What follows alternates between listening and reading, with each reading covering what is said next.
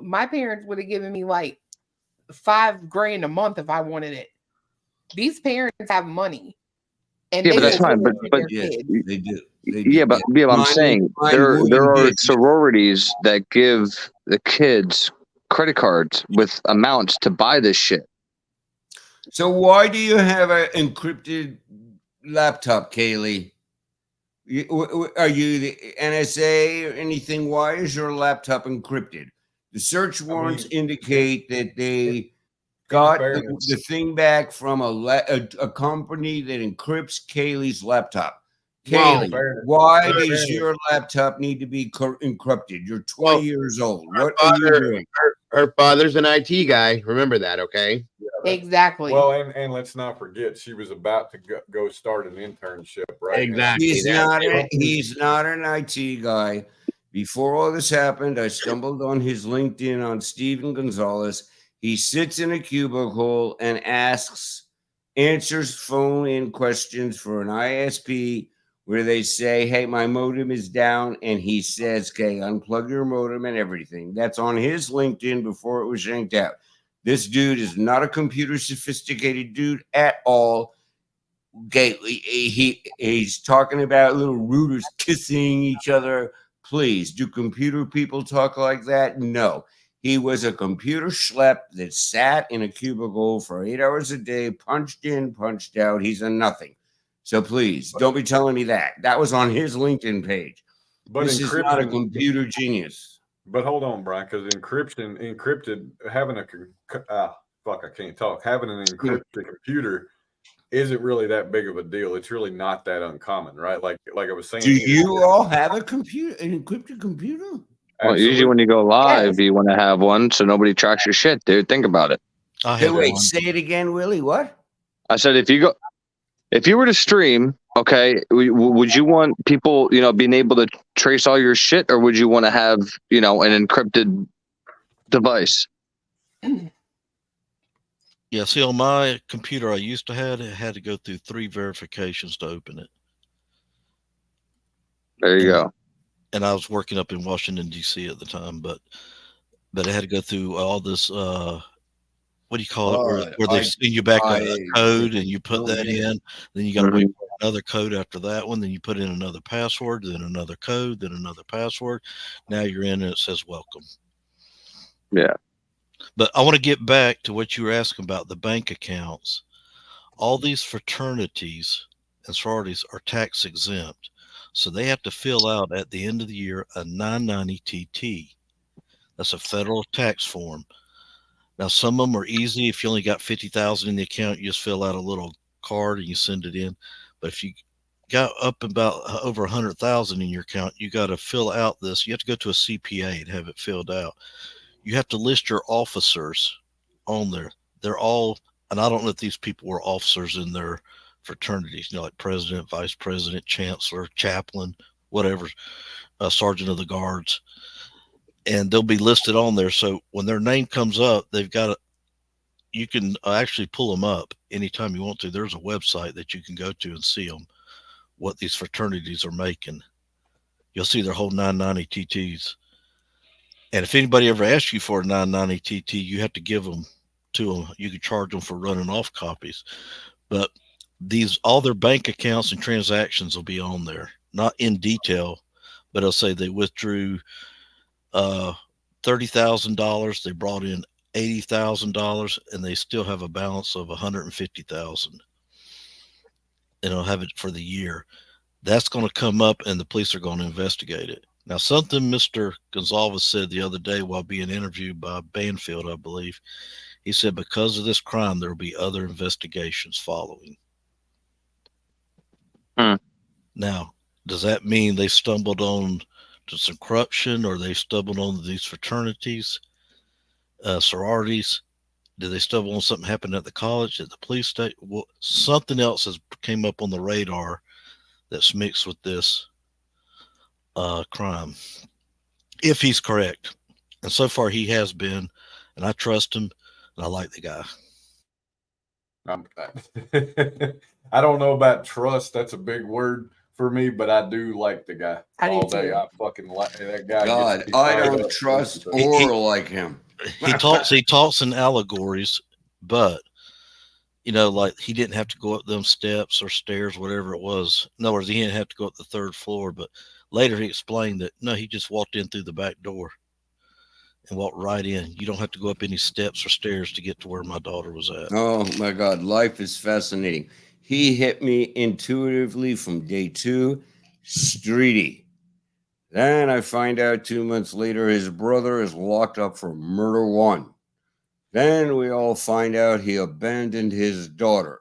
So the public's love affair with this dude, in my opinion, matches my initial gut feeling for this dude, Streety. It's a dirty bunch of people. And I don't mean that bad. I know they lost shit. But please, my brother's not in jail for murder. And none of my parents have ever abandoned any of my siblings. So please, this love affair America has with this guy is just bizarre to me. Sorry, I said it. Well, Brian, I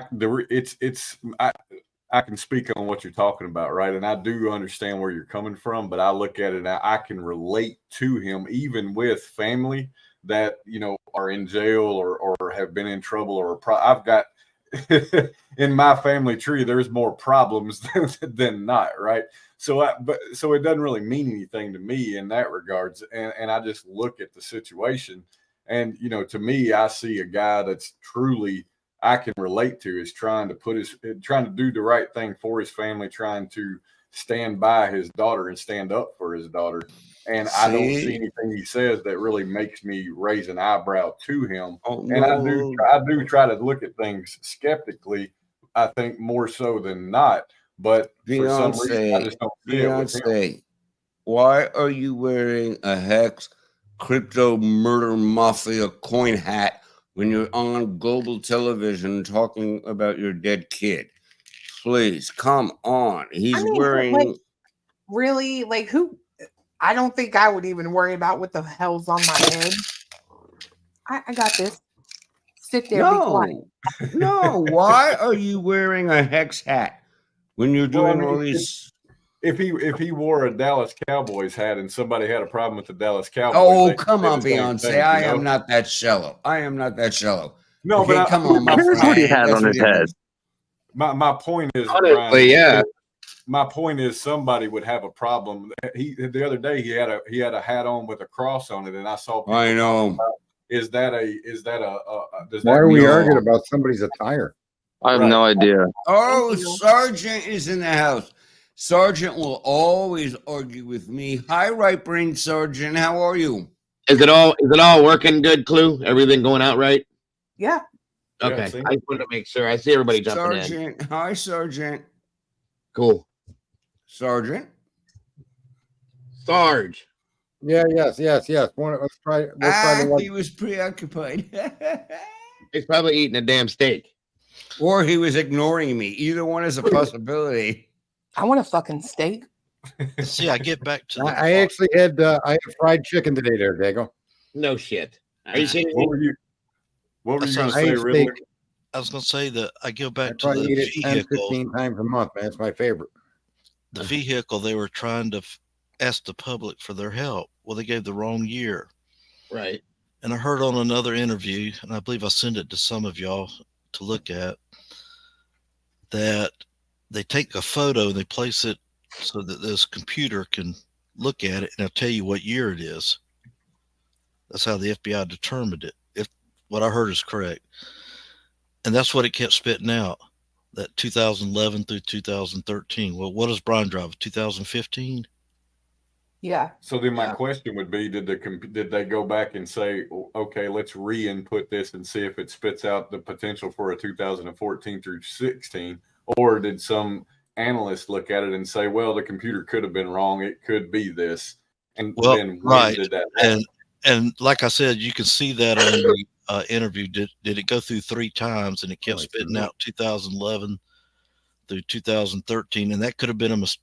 Maybe that's the way it's programmed wrong by the humans. But the only difference I see so far in those 2 vehicles is the fog lights.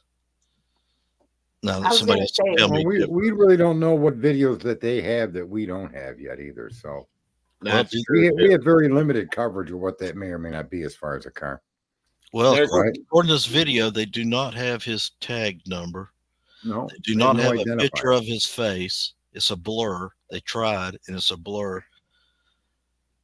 So the only way they know it's him in their eyes, the state's eyes, the prosecution's eyes, is they claim that's the same vehicle that parked at the Albertsons, and now you can see BK get out of that car and walk in that store. What proof do they have that it's the exact same car though? They don't.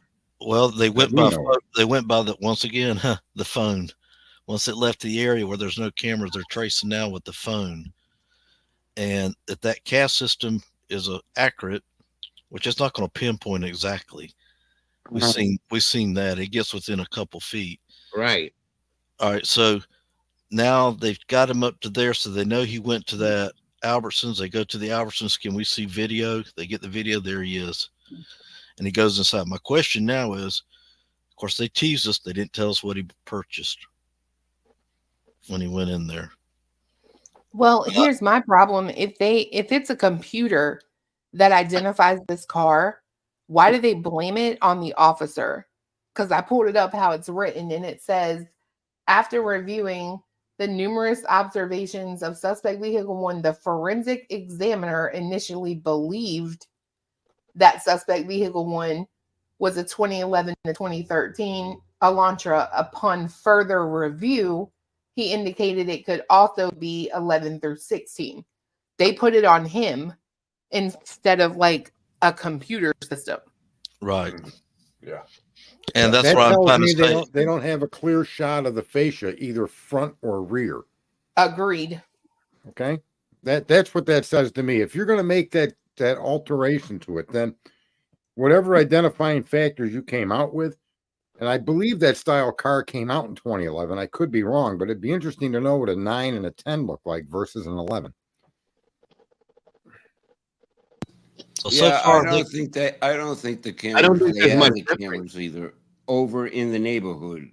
I think they have them in Pullman. well, so far they could show him everywhere, but inside that house, they haven't convinced me yet. He went inside the house. Right. Yes. Right. Yeah, I agree with that. It doesn't look that much different in 09 either, but it is different. There's no side markers on it. I what Jeff said, I do believe that's what that means. Oh no, they did do small modifications though. Like the tail lights were different. They did move the white and the yellow.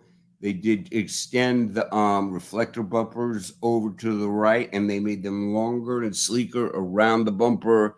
I mean, over time they did make changes. It's a big change from 9 to 11. Yeah, it is. And the wheels. So you know, Right, that's what I'm saying. Yes, it Yeah. is. Yeah, totally noticeable. It's not like a mystery. Yes, that you could tell which one was which. But it would have been wonderful if they would have said, and we have photo of him driving that vehicle, and we have photo of that car tag. See, they got everything else, but they don't give those two informations out. Yeah, the 9 and the 10 doesn't have any lower markers on the rear fascia at all. So when you look at the back, the marker lights down on the bottom are not there. So it can't. So I think maybe they said 11 because it was the beginning year of the body style. Something drove them to say 11, which I honestly think is a problem for them because, you know, it's like you're fitting the case to the. Absolutely, absolutely, sir. Yep, they messed up. Well, and that's But where like, the let me ask you this though: you young guys, you would have ring cameras. I don't know any of this. Like, how sharp are ring cameras? not a sharp. Like, enough are to they pick really up- good visually? Like sharp? Sharp not enough. sharp- Not sharp enough to pick up the differences, I don't think, between. an No, I'm 11 talking about like, would we be able to really see him in the car on a ring camera in No. King Avenue? No. Not No. Maybe during a day. Period. Not at night. Not well, and not from Okay. that distance. I just don't. I don't personally believe that it would be clear enough. And that we were talking earlier about the 712. I think Mark B mentioned that about the camera system that was across the street, and that's something she and I had talked about before. Is it's like, to me, if there is camera footage and there's more than what we are technically aware of, right? At some point, y'all got to see him getting out of that car. And why, if you did, was that not in the PCA? And the other question is, if you don't, how the hell do you ever expect to convict him beyond a reasonable doubt? Because to me, there will always be reasonable doubt unless you show on camera him getting out of that car in front of that home. That's just a problem I'm going to always have, I think. I think all of you two, basically, all of us, we got it wrong in terms of all of us believing that the probable cause has to include the whole truth. If you think of the word probable compared to discovery, there's a difference. And I looked it up, and the truth is the probable cause is as light as it can be. I wish I could find the But note. you never see a probable cause warrant that doesn't lay out the argument that this person likely committed the crime. And they laid that out, but it doesn't mean that they have didn't to. identify. I disagree. There's No, no it way doesn't to mean that identify they have to include everything. It doesn't mean that they have to include their bombs. It doesn't mean that they have to drop everything on us, which we all have said. They have to say it in the PCA. The word probable, forget crime. Probable is huge. Think about it, y'all. Probable means but there's kind of a maybe, definition kind of in legal maybe. circles. There is a definition in legal. There's a standard. This is America. This isn't like a foreign country. So you have to meet a standard for probable cause. It has to be likely. No, now you could don't. be completely wrong. You could have 5 witnesses all identify Koberger. They can all be wrong, and that's all hearsay. You're wrong. I looked it up. Probable. I looked it up in Idaho, probable. and it's a likelihood that the individual charged is A actually the likelihood. crime. Likelihood is Right. different than all of us saying they have to tell us every single thing in the PCA, and they can't lie and everything else. The reality is, from researching probable cause means they have to kind of lean us into it, and maybe they can convince a judge that kind of it could happen. Probable means probable. I'm with Sarge. Probable. I feel like they laid it out to where, because I'm 50-50, so I'm kind of with Sarge on this. They laid it out to where you do see probable cause for Koberger. All we're missing is the stuff that needs to fill in the gaps. Here's the other I agree. I agree with that too. The whole thing is hinges on the DNA. Yet in the very application for probable cause, they asked the court to not consider the DNA if they can approve it without using the DNA.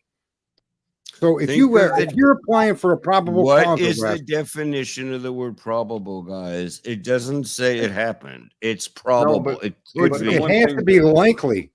Likely. The one thing that you're saying, Brian, that I got to disagree with in good faith before. I love being disagreed with. It's fun for me. Well, the one thing that you're saying is what keeps them from lying, right? And I've got to put some faith in the fact that they're sworn officers and they do swear and affirm that what they're saying is true. Now, it may be true to their belief or to their evaluation, but I don't look at the PCA and immediately say, okay, they definitely lied. Or, I do think there's things that make me raise my eyebrow and go, could they have maybe worded it in a way that's leading? I can't say no to that, but I don't see anything that I'm just like, that's got to be a lie, right? Because there's not enough in there for me to say that. Beyonce, they have cars driving north on roads that run east-west. They have cameras pointing to the south that when you go look at them on the Google, they're pointing to the east. I mean, there is so much nonsense in that crap that they wrote. And what I believe is they were so used to getting away with this kind of bullshit, and they certainly did not expect YouTube, true crimers like all of us here, to be here 13 months later. There are cars going the wrong way. There's streets going the wrong way. I mean, come on, you guys. It is stupid. There's Very they rarely, type, though, do you see a probable cause statements that don't show a convincing amount of information that there's the likelihood this person didn't do it would be outrageous, like the Giglio case or other cases. Look at their arrests.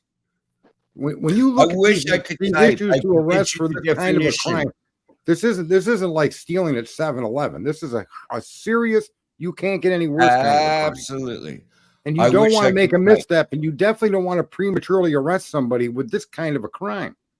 Probably So a judge would have a different, should have a different means standard for probably. this. Well, the judge should Probably issue. means probably, my friend. Okay. And discovery and discovered mean two different things. You save your big guns, your booms, love your drip drop for in front of a jury. What we all have gotten I wrong think about the if the milk PCA is missing is from the that they have refrigerator to. and only No. you and one other person use that refrigerator, it's probable that the other person drank the milk. That to me Wait, is a say it probable again. Wait, scenario. say it again. Say it again. What? Say it If you again. have milk in the refrigerator that's it's someone drank the milk and it's only you and another person in your house, probably the other person drank it if you didn't. But there's almost a certainty. The probability also has to contain some sort of certainty to make you think that they probably did it. You have to have a triggering of that certain of you could be wrong, but for the sake of argument, you believe this person probably did that. But Yeah, there's so- got to be something that triggers your reasoning to come up with this How do we probability. have cars driving north on roads that only run east and west? How do we have cameras in the PCA facing south that really, when you go over there, So, point Brian, west? Brian, I mean, hello, there's something very Brian, wrong with this whole bunch of shit. the whole road thing, right? So any odd number road by definition goes north and south, but it doesn't mean that road's always going north and south, right? That's just, I mean, that is what it is. So Right, that it's one like a doesn't really creek make doesn't me simply run north and south in a straight line. Neither does a road. right, exactly, right. So I can see, I do understand where that's at, right? So that's No, not that off to me just because of the way that they do number roads. I know. But what happened was when Doc Terry was Doc Terry, he Googled around everything and he was able to show us every single thing. He was able to zoom in in the PCA. It said on the 7-Eleven facing north. He was able to zoom in and show us that the camera was facing south. He did that time and time and time and time again. This is concrete stuff, guys. So all this nonsense about the PCA being truthful, no. These are sleazy people that are used to writing bullshit. They had no idea YouTube was going to be here, and boy, are they scared of us now. I truthfully think that is why they went back last week to retake the pictures. I think they never took the pictures, and now they're scared to death because of YouTube. Holy shit, we could get caught for billing for shit we didn't do. We have to remember these people got $1 million 5 days after this tragedy. Do we have any accounting of the money? Zero. Well, we don't have an accounting of it, but that money doesn't have anything to do with, as far as I'm concerned, they're gonna allocate money from the state for a prosecution, regardless of where it happened. It doesn't matter. So that to me doesn't say anything about anything. What I agree with is what you're saying, and I've been saying this for months, is corruption is in the processes under which these people view and operate their job. So a judge just signing off on warrants without really examining them is a form of corruption. She's authorizing the arrest of a U.S. citizen without a diligent review and a diligent questioning of the information put in front of her. So if a judge gets in the habit in a small town of just signing warrants because, we all know each other, that's corrupt. You shouldn't be doing that. Every warrant should be examined as an individual piece of information that should be examined on its own merits, period. I agree. Sergeant, may I throw this out at you? Or the lady Judge Marshall. Okay, would that be the one? I don't know if I'm right. You know better. I totally believe that that marshal lady would never sign off on anything Moscow Police Department gave her because the sticker gate happened in her courtroom. I think that is why they ended up doing the zoo, chasing him around to Pennsylvania and all that garbage nonsense. That Officer Don Daniels on 12/29, before they kicked down his parents' door, in her affidavit told the judge that she knows the DNA is going to be tossed. That's a parenthesis. So what I am asking you is, why are they getting away with this? Don Daniels signed off the night before they kicked in his door to the judge and said, I am very concerned that the DNA we have will get tossed. Well, she didn't say it that way, but she did say something to that No. effect. Yeah.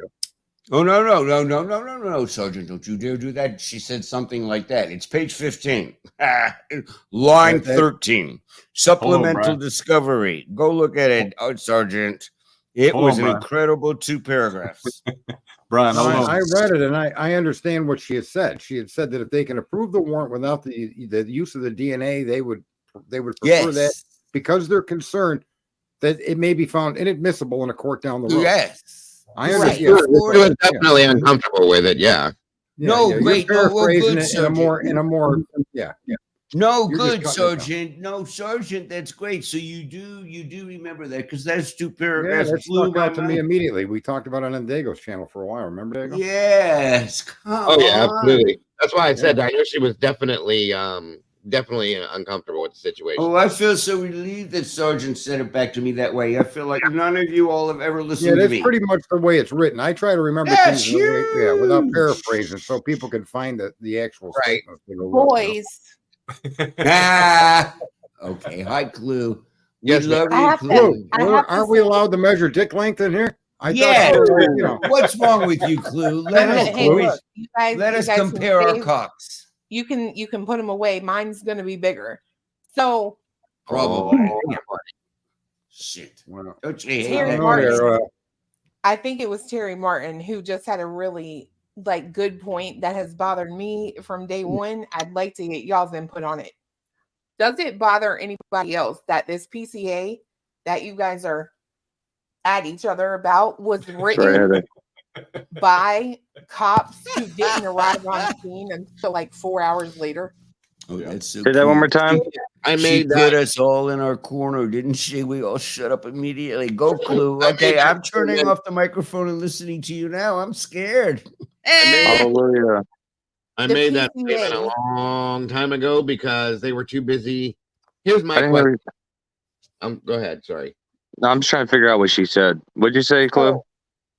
She was saying it's basically, does it not seem funny that this PCA was written by police officers that arrived on scene 4 hours later? Why wasn't it written by one of the 2 officers that arrived on scene first? Right. Mhm. Or They nothing. hand the crime scene Nothing off to in the there. detectives, though. They hide the crime scene off to the detectives, and some of the information that's in the PCA or in the the accusatory instrument may come from the original cops to the And detectives. Terry even said that the PCA was just thrown together, and I agree with that too. It was just it seems like it was just kind of a Nah, it's 18 pages though, dude. They got so much. I mean, I will say that it's overdone. I agree it's overdone, but it seems like something that was thrown together at the last minute. You know what I mean? Yeah. It's like a story you want to end after page 5, but it just keeps going and going. It's about nothing, Right. dude. And I He's think the so nonsense funny. of making a statement that criminals are commonly turn off their phone to avoid location detection. What's that got to do with this PCA? You don't know that Brian turned off his phone. That's my thing. How can they say You don't know. it's 100% fact he turned it off and it didn't die or he didn't lose connection or whatever?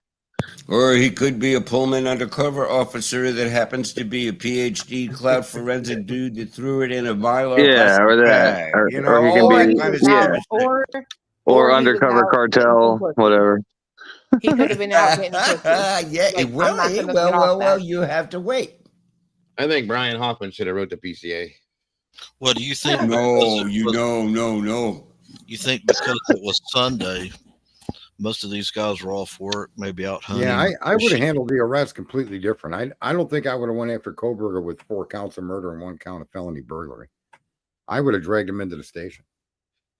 And I Exactly. certainly At would least not have done what question they them. did. We wouldn't have But waited you're for not the allowed to either. drag undercover officers into the You stop. station, Sergeant. Well, we don't know for a fact that he is an undercover. No, I'm officer. We just just, don't know that. Well, they obviously suggesting- drug him out of his house, dude. I'm just suggesting explanations for behavior. They kicked Well, in I all the think doors and it's- windows. Yeah. Exactly. They could have just knocked on the damn door and said, "Hey, is Brian here?" No, they had He's to. Kick. undercover. Can you come with us? I still don't understand the overkill on that. either. Let me ask you a question, Brian. Where did you hear this this undercover stuff? Because you heard it somewhere. Where'd you hear it? He's read it. No, I never Where? heard it. No, I never heard it anywhere. What happened was we got released emails that he interviewed for the Pullman. Okay, so Okay. they released emails from Brian writing the guy he interviewed, the chief of Pullman. It said Okay. the classic interview stuff. You know, it was a pleasure meeting you today, and I look forward to hearing you. For some reason, they released that to us. Mhm. Then we released the reply from the chief of Pullman. Classic interview bullshit. It was a pleasure to meet you. I look forward to talking to you later. Period. For some reason, the whole world knew that he interviewed. But then when Pullman was asked, who did you give the Washington State University internship for this semester? They refused to answer. So to me, as a grad student, I don't understand why you would hide that unless it was undercover. And the question was specifically asked repeatedly to Pullman. Did you appoint, after all, Brian's arrest, did you appoint Brian to the Pullman internship for part of his graduate program? And they adamantly refused to answer. Why would you refuse to answer who you gave the internship with?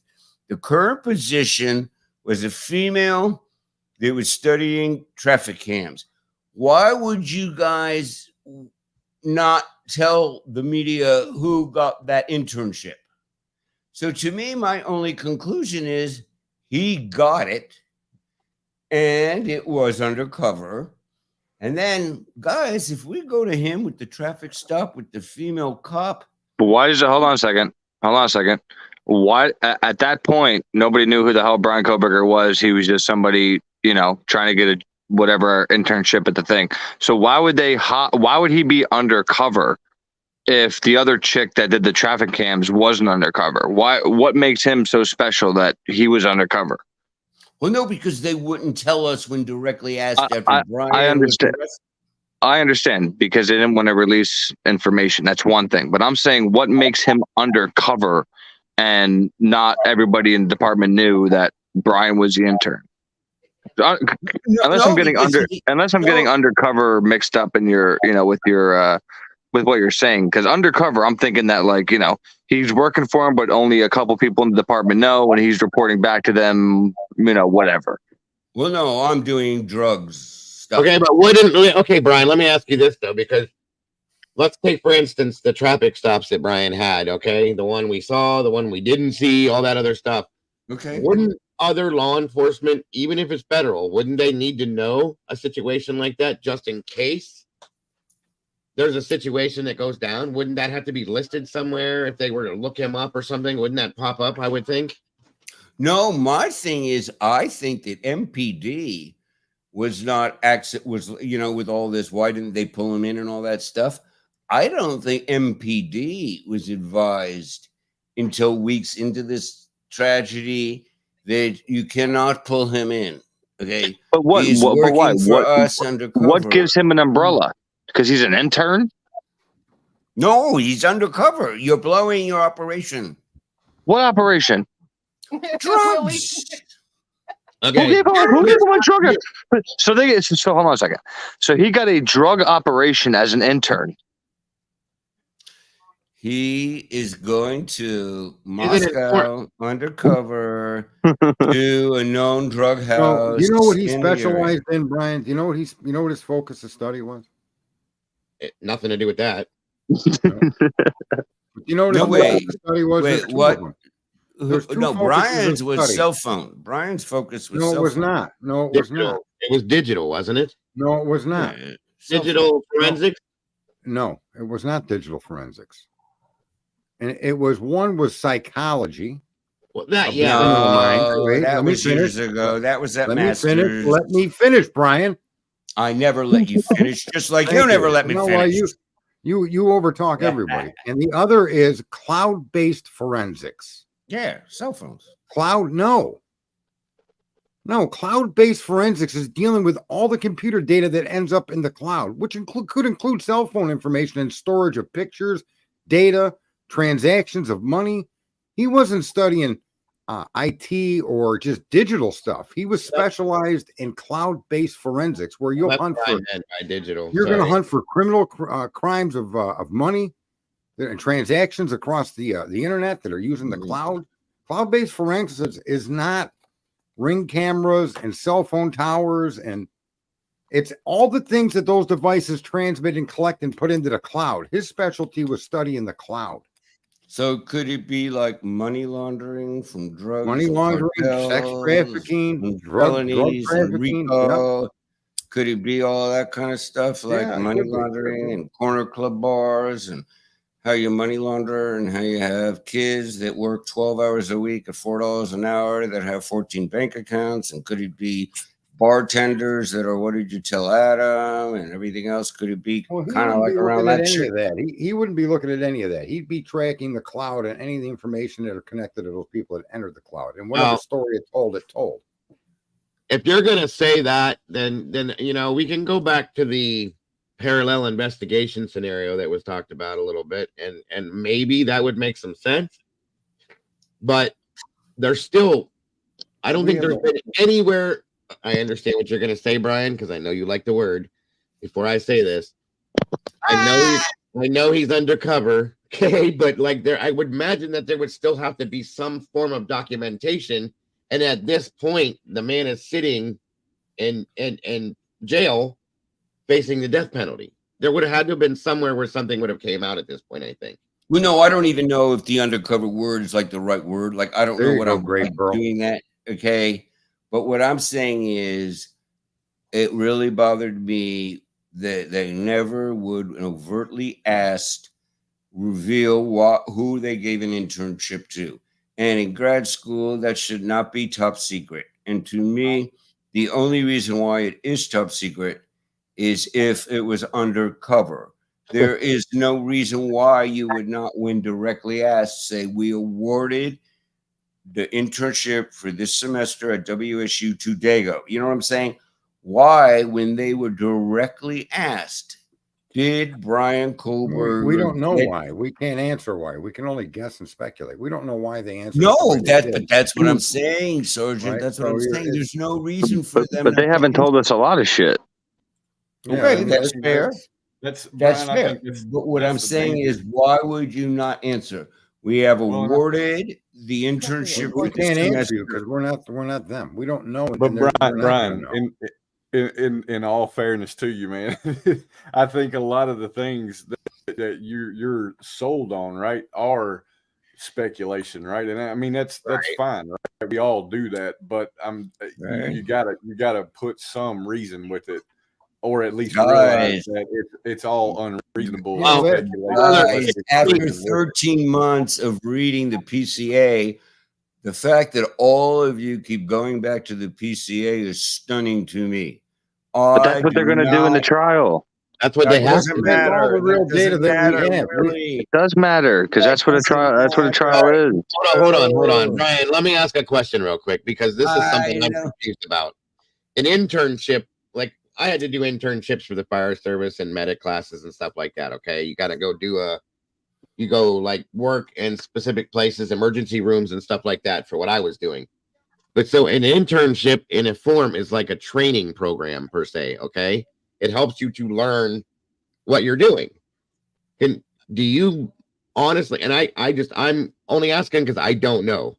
Do you think that as a training situation, an internship, they would put somebody in an undercover situation? Well, yeah, That's risky. That's risky. No, at his level, absolutely. They, in fact, may have Certainly. hired him and don't answer the question because of the embarrassment surrounding the question. Okay, wait. I'm sorry. Say it again, dude. They may have, in fact, accepted his internship application. They accepted it, and they're going to put, because he put it in there before the break. They may have accepted it and then don't want to admit they accepted it because it's just embarrassing.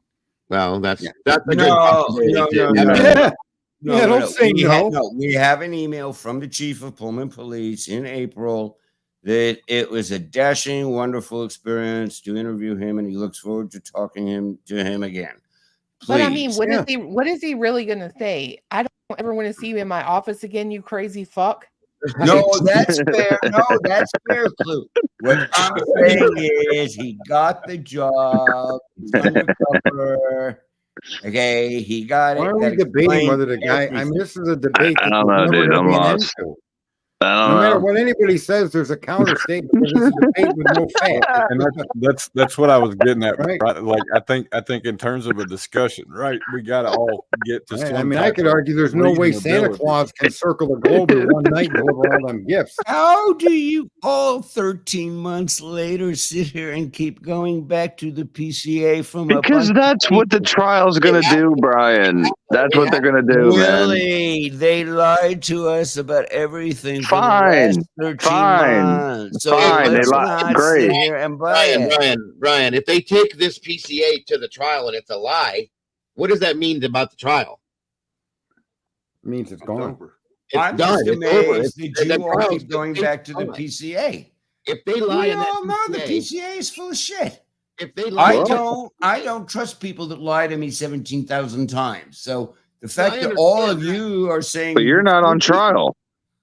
that doesn't matter. The PCA It does says matter. No, It does matter doesn't. because listen, dude, if they stand up and say Brian was undercover, none Brian's of not going us to are walk. on trial. Listen, if Brian's attorney says Brian was undercover tomorrow, they're not going to let Brian walk out of jail. Okay, No. so even if he's undercover, not undercover, was a whatever, I don't care.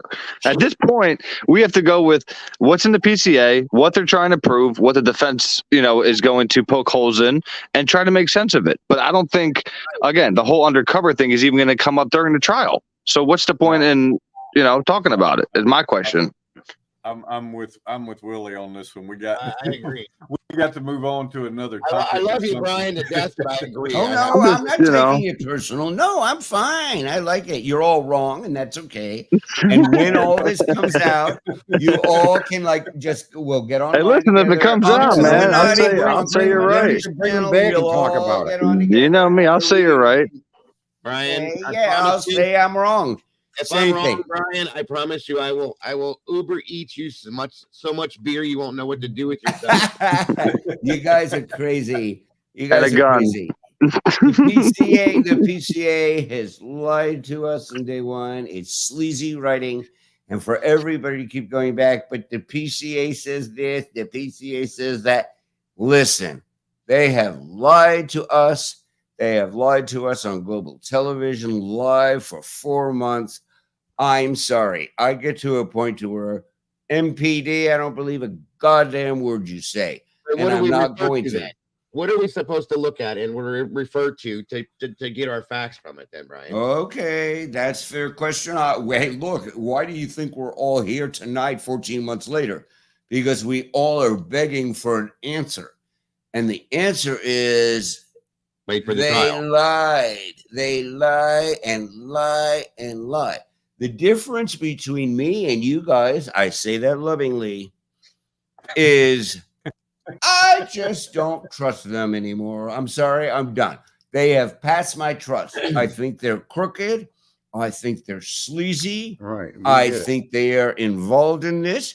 I think they have been getting paid off for years with killing college kids with drugs. That's what I think. Okay. Now, I am not totally nuts, though. Okay. Well, I am, but I'm not totally nuts. You lie and lie and lie and lie. All of us up here, come on. You can't be lying to us over and over and over and over again. And you all keep saying, but according to the PCA, well, fuck the PCA. That's where I'm at.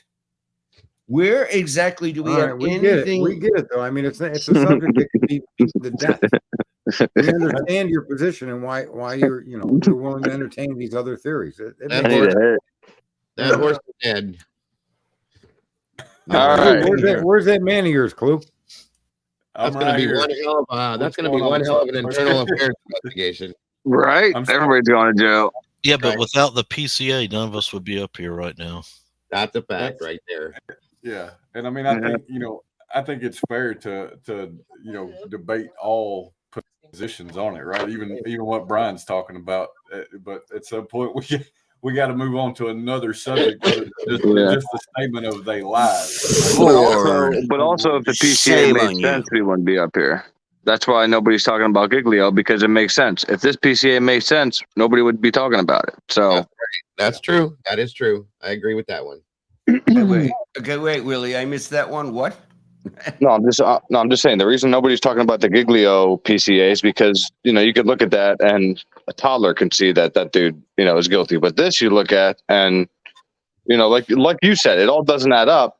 But jumping to the undercover and stuff like that is tough because that's not going to be brought up anywhere in the trial. Looking at the PCA and trying to make sense of how Brian Koberger did this and how they're going to prove he did it is reality, because that's what they're going to try to do. But it's more than a PCA. It's looking at all the motions filed in the hearings and the documents. Right. There's so much more than just the PCA. Yes. And the PCA, for everything it alleges, but for right now, that's what we have. For every single argument they give a reasonable doubt to. Everything they accuse the guy of so far. So that's the PCA. But all the supporting documents so far, Ann's filings clearly have supported that you may not have the right guy when she says that there's no DNA of the victims located on anything connected to Koberger at all, and no way to explain it not being there. I mean, that supports the argument that these guys may have jumped, they jumped ship before they should have. They should have, probably kept bailing the water before they jumped off that ship. And see, I can agree with you because the state hasn't countered any of her claims. Exactly. That's what. Thank you.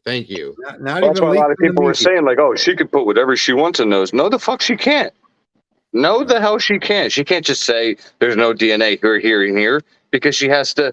If she lies in motions and shit, then she has to answer for it later on. So no way.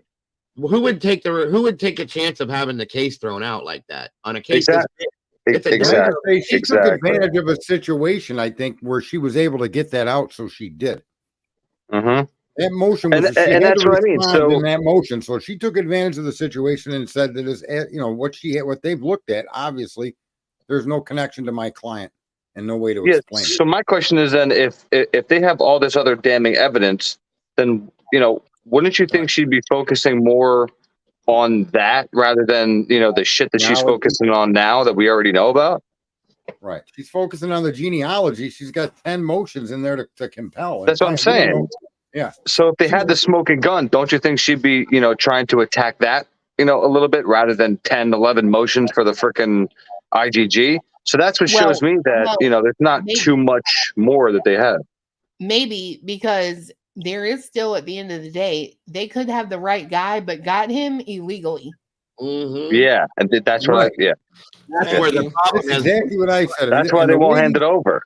That's what we've been talking about. Daniel's statement. That's Don Daniel's statement. She said, Clueminati, that's where I'm at. Kicked in the door that she does not believe that the DNA evidence will make it to court, and she's turned out to be right. But this was the night before they kicked in his parents' door. That is rather telling. I can get it for you all if you like. Yeah, because believe me, I have it memorized. It was breathtaking. And I emailed it to Jules, and the next day Jules did a whole thing on it. It is unreal. She absolutely said on 12/29, the night before they kicked in his door, that she's super afraid that the DNA is a crock of shit.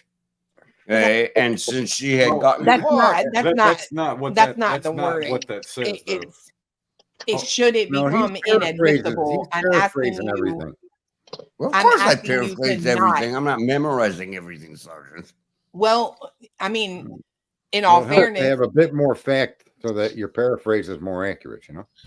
I asked yeah, that- like all she says is if it's inadmissible, I'm asking you to not consider the DNA to grant the search warrant. Yeah. Right. That's pretty telling. I asked a defense attorney one time, I says, you look at the evidence and you know your client's guilty, yet y'all are still pleading not guilty. Why do you defend him? And they says, I'm defending the process. Even though I know my client is guilty, and even though he's plead not guilty, I'm going to hold these people accountable, and I'm going to make sure that they're using the right steps. It's almost what you just said, Clueminati. He could be the guy, but they got him illegally. Right. And Which that's is what what I they think want. happened. And they Hell want to yeah. stop that. They want We've to been stop arguing that. that for months. They Sorry. want to stop that. So when the good Joanne guy has a does great come along, comment up there right now. Why did they seal everything? If What were you everything- saying, Riddler? I was going Hold to say on, that Brian. Brian, let him finish. so that when Jesus the Christ. guy that does come along who is innocent, they use the correct due process instead of the getting away with so much with the good old boys. Yeah. So That's what I think happened. I think they just don't want to show how they got him because we'd see it and we'd be like, yo, that ain't cool. Because I think it's some backdoor shit. We Well, talked they about have to let him Honestly, go. I think the discovery of the DNA was done through systems that they didn't have legitimate access through. remember, yeah, Sarge, we talked about that. And so that's one of the reasons there's a gag order over the FBI being a tip. Their work is a tip, but their work, I think that if you examined it correctly for what they actually did, they went through a legitimate source and may have not found anything or found something, and and then they couldn't go any further until they went into a source that doesn't allow them access to it. That's what I remember. Yep. Yeah. You see, that's what I think happened here, and they want to hide it. And Yeah, they- that's why it's taken 10, 11 motions to get the goddamn stuff. And that may be why Steve Gonclave said that's there. People make mistakes. They need to put them out there and owe up to it, and the consequences be the consequences. Because listen, if they were to use an unsanctioned database for something, then they have to answer to that, and then they have to say why they did that, and other people are going to be questioning possibly. And I'd be questioning why they didn't go that far with the other DNAs. That's what I'd be questioning. Let me give you another twist, though. This is the twist. When you use genealogical for someone that's deceased, it's significantly different than using it to find somebody to charge a crime, because along the path of finding Koberger, you have to look at all his relatives. And the question has to be, is that constitutional? To go through all the backgrounds of all of his family. I mean, what right does the government to get into your background and build out who you're related to? Exactly. Is that legal? I don't know. I think some states I guess don't allow it, but I think that's. I mean, everybody should call their family members and tell them not to take a genealogical test. Then. Well, we It is, did that. it is when it's only used as a tip, right? That's why they no. Can I just say something? That's why they've always classified this work as a tip so that they can avoid any constitutional scrutiny. Exactly. And they're saying, You see? And then Pullman, the Keystone Cops, used it to actually arrest the kid. They didn't arrest the kid because they had his DNA. They had the result of genealogical work that matched the father, which is still part of the genealogical work. It's still, even if the father's DNA didn't match their sample, the father's DNA was developed through a genealogical project. right. They did that to swab his mouth, Sergeant. That is their whole thing. Was they got no? You can't. They did swab his mouth. Brian, hold on, man. Hold on. Let me finish. They didn't swab his mouth until after they fucking charged him with 4 murders. They should have swabbed his mouth before they ever charged him, because the only DNA they had the garbage DNA, Sergeant. That's what I'm saying. They used the garbage to get in his mouth. Hey, Brian, you gotta let people talk. You gotta let people talk and finish what they're saying, man. You got to do that, please. You have a sample of his father that doesn't match the knife sheath. Nothing matches the fucking knife sheath at that point. So what you got is a genealogical story that somebody built in a room, going over records of births and deaths and marriages and when they immigrated. You're looking at all of this shit and you're saying, oh, it's the Koberger clan. Then you get samples of DNA and there's none of Brian's in there. It's the old man that's probably part of the Koberger clan. Look, he is. That still doesn't match the knife sheath, the father's DNA. Then you arrest the guy, you charge him rather than go and get a swab as an investigator using a tip. Your tip now is almost certain. Now you need to close the agree. circle on that tip, and you Right. need to show conclusively that this man you're going to arrest is the actual perpetrator. So Right. rather than arrest him, they should have taken that tip and swabbed him, and then arrested Can you stop screaming at us, Sergeant? Do you know how to do that? Like have a conversation other than screaming? No, not when dealing with people like you. It's so hard because you're stepping on Yeah, everything. well, You're not do, listening. do your best, dude. Yeah. Try. Oh, you Try. too. No, Okay. I'm not going to try. They use the garbage chill. DNA to get in his Y'all mouth. play nice. Just chill. Fuck. Let's They just have a use the conversation. garbage Everybody- DNA to They get in used his the mouth. garbage Sergeant. DNA to charge him with 4 murders before they ever got a buccal swab from him. No, That's they true. got a Already buccal processed. swab the night they broke Somebody into his smoke a parents' house. joint. They No. broke into They his didn't get a parents' buccal house. swab until he'd been in jail for many, many days. No, that is not true. They swabbed his read the mouth in documentation, his brother. parents' kitchen. Wait, They No. swabbed his Brian, mouth Brian, in the Brian, kitchen. Brian. That's Dude. not Look, true. That's not true. That's not true. They That's did absolutely not not get true. him. I muted him for a second. They didn't swab him at the house. We They got swabbed him after he'd been processed and brought into custody and formally charged with 4 murders. Right. Then they buccal swabbed him. Oh my God, It might have been 2 weeks before we were told this, but that's what they did. Then the buccal swab had to be matched, and months later, the match comes back at 5.37 octillion to 1. They did not get a buccal swab the night they arrested him.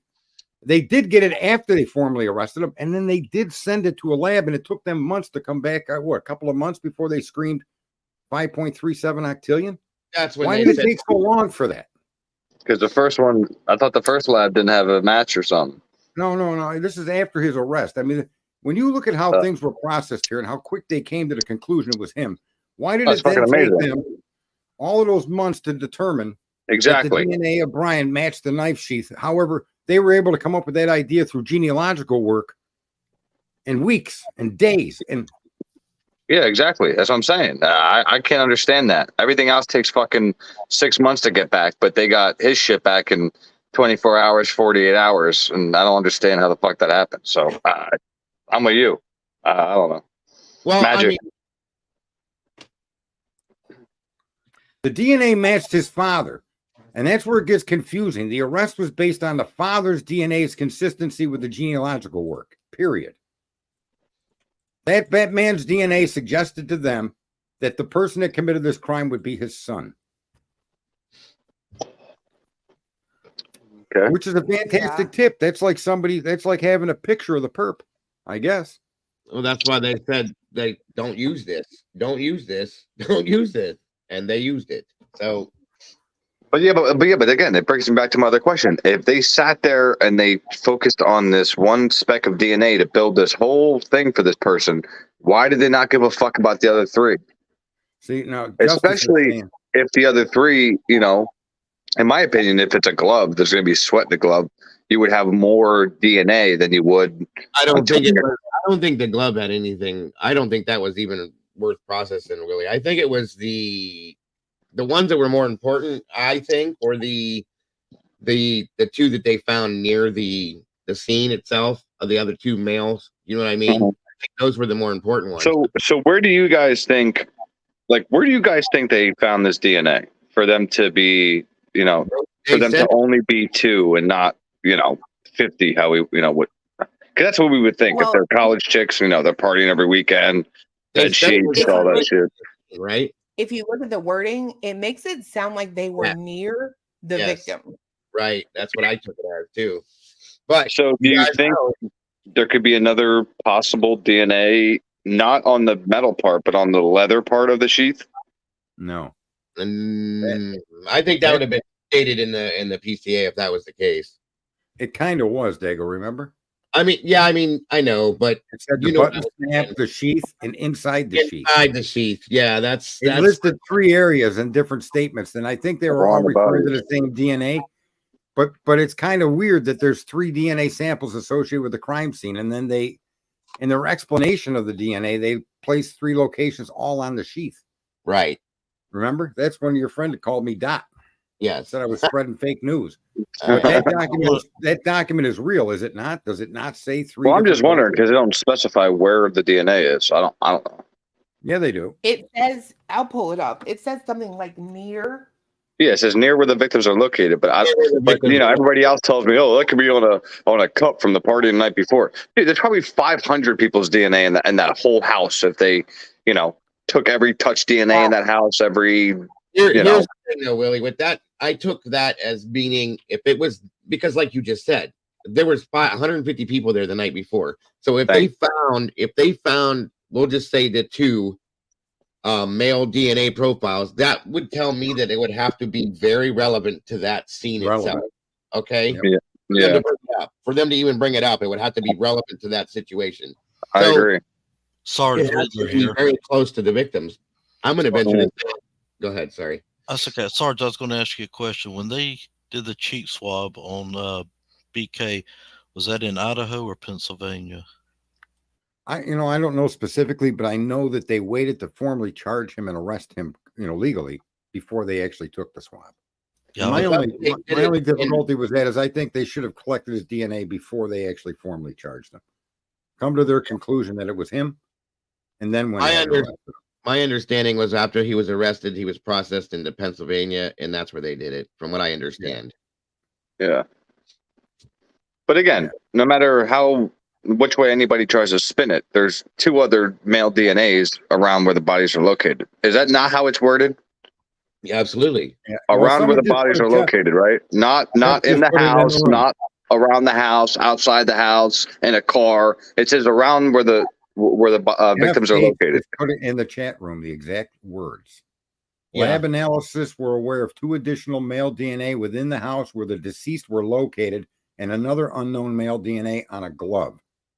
So where the deceased were located. There it is. And that's why I always argued that meant they were in the rooms. They were part of the crime scene. Yes. It's the only difference. Directly with the crime scene. They weren't on a glass downstairs in the kitchen left from some drinker the night before. No way. And if it was just within the house, they wouldn't have made it a big deal because there had to have been 150 other pieces of DNA that they found in there. You know what I mean? So let me ask you guys a question. Would you guys have a huge issue if one of those DNAs was all found underneath the victim's fingernails, but they can't identify them? I have a huge problem with that. Of course, that would mean that they're whoever that I mean, come on, dude. If they're under the fingernails, dude. I mean, listen. I'm just trying to figure out how 4 people are fighting back and they don't get any DNA under the fingernails. And if they do have DNA under the fingernails, we know it's not Brian. So whose the hell is it? That happened in the Murdoch case. The lady had DNA on her fingernails, but it was unexplained. Mm-hmm. So if you read this, it says 2 additional males' DNA within the house where the deceased were located. So it could go either way. Just they were in the house, or it really can't though. It really can't go the other way. That people want to argue that statement WERE located is specific. It isn't talking that the victims were in the house. So of course the DNA was found in the house, which is really what some people try to make that out to say. Yeah, that's not what it says. Stupid shit. Where the deceased were located.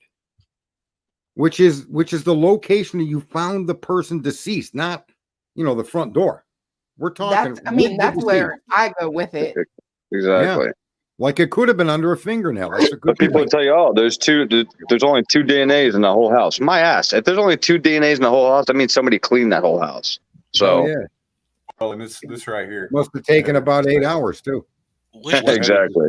They say in the house because the glove was found outside the house. That's what I'm telling y'all. That could be taken both ways. I don't care what anybody says. You're right. It go could both ways. A question I have is who are the deceased? It says the DNA within the house where the deceased were located. That could be any of the 4, though. That's okay. So they're not actually specifying which room. Yeah, it could be in Xana's room or upstairs. And that's something that wasn't. I wish they would have been a little more detailed with that, honestly. But what are you going to do? Right. And some people are trying to say that where the deceased were located is a statement that the deceased were in the house. So of course, they found the DNA generally in the house. It's just I don't know how anybody could take that position with that sentence. It's just that's a generalized blanket statement.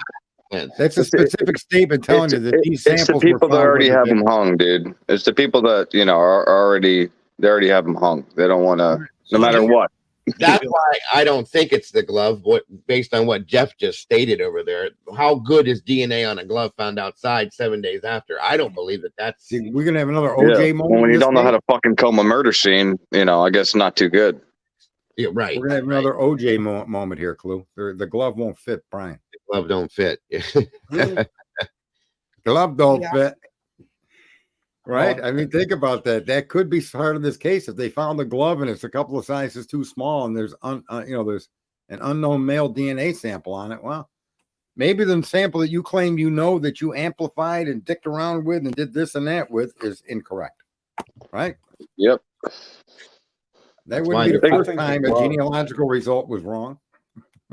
I think the glove statement is more. If I'm not mistaken, that's in the defense filing, right? About Yeah. the glove. Yeah. So I'm thinking that they're more sort of setting up a shot that they're going to take at the shitty evaluation of the crime scene, because if I'm not mistaken, that was found. We saw the video, like there was some guy out there doing a video, and he points the glove out by the trash can. No, there were two separate ones, Riddler. They're saying there was one that Chris Madonna found, and then there was another one that they talked about. And I may be wrong, but I'm pretty sure. No, there's a listing where it shows there was a glove found during the sweeps of the crime scene. Right. And then the one that guy showed up a week or two later and said, "Look, there's a glove here." Exactly. That's probably his own glove. He was probably doing it for publicity and threw his own glove down there. Exactly. Hey, look! Hey, how did we miss this? 7 days later. Right. Get the hell out of here. Where's your shade? It's poor police work. No, there was a YouTuber, a guy that writes books, that found that glove. Really? Yeah, he was someone. He wasn't just some casual neighbor that saw it.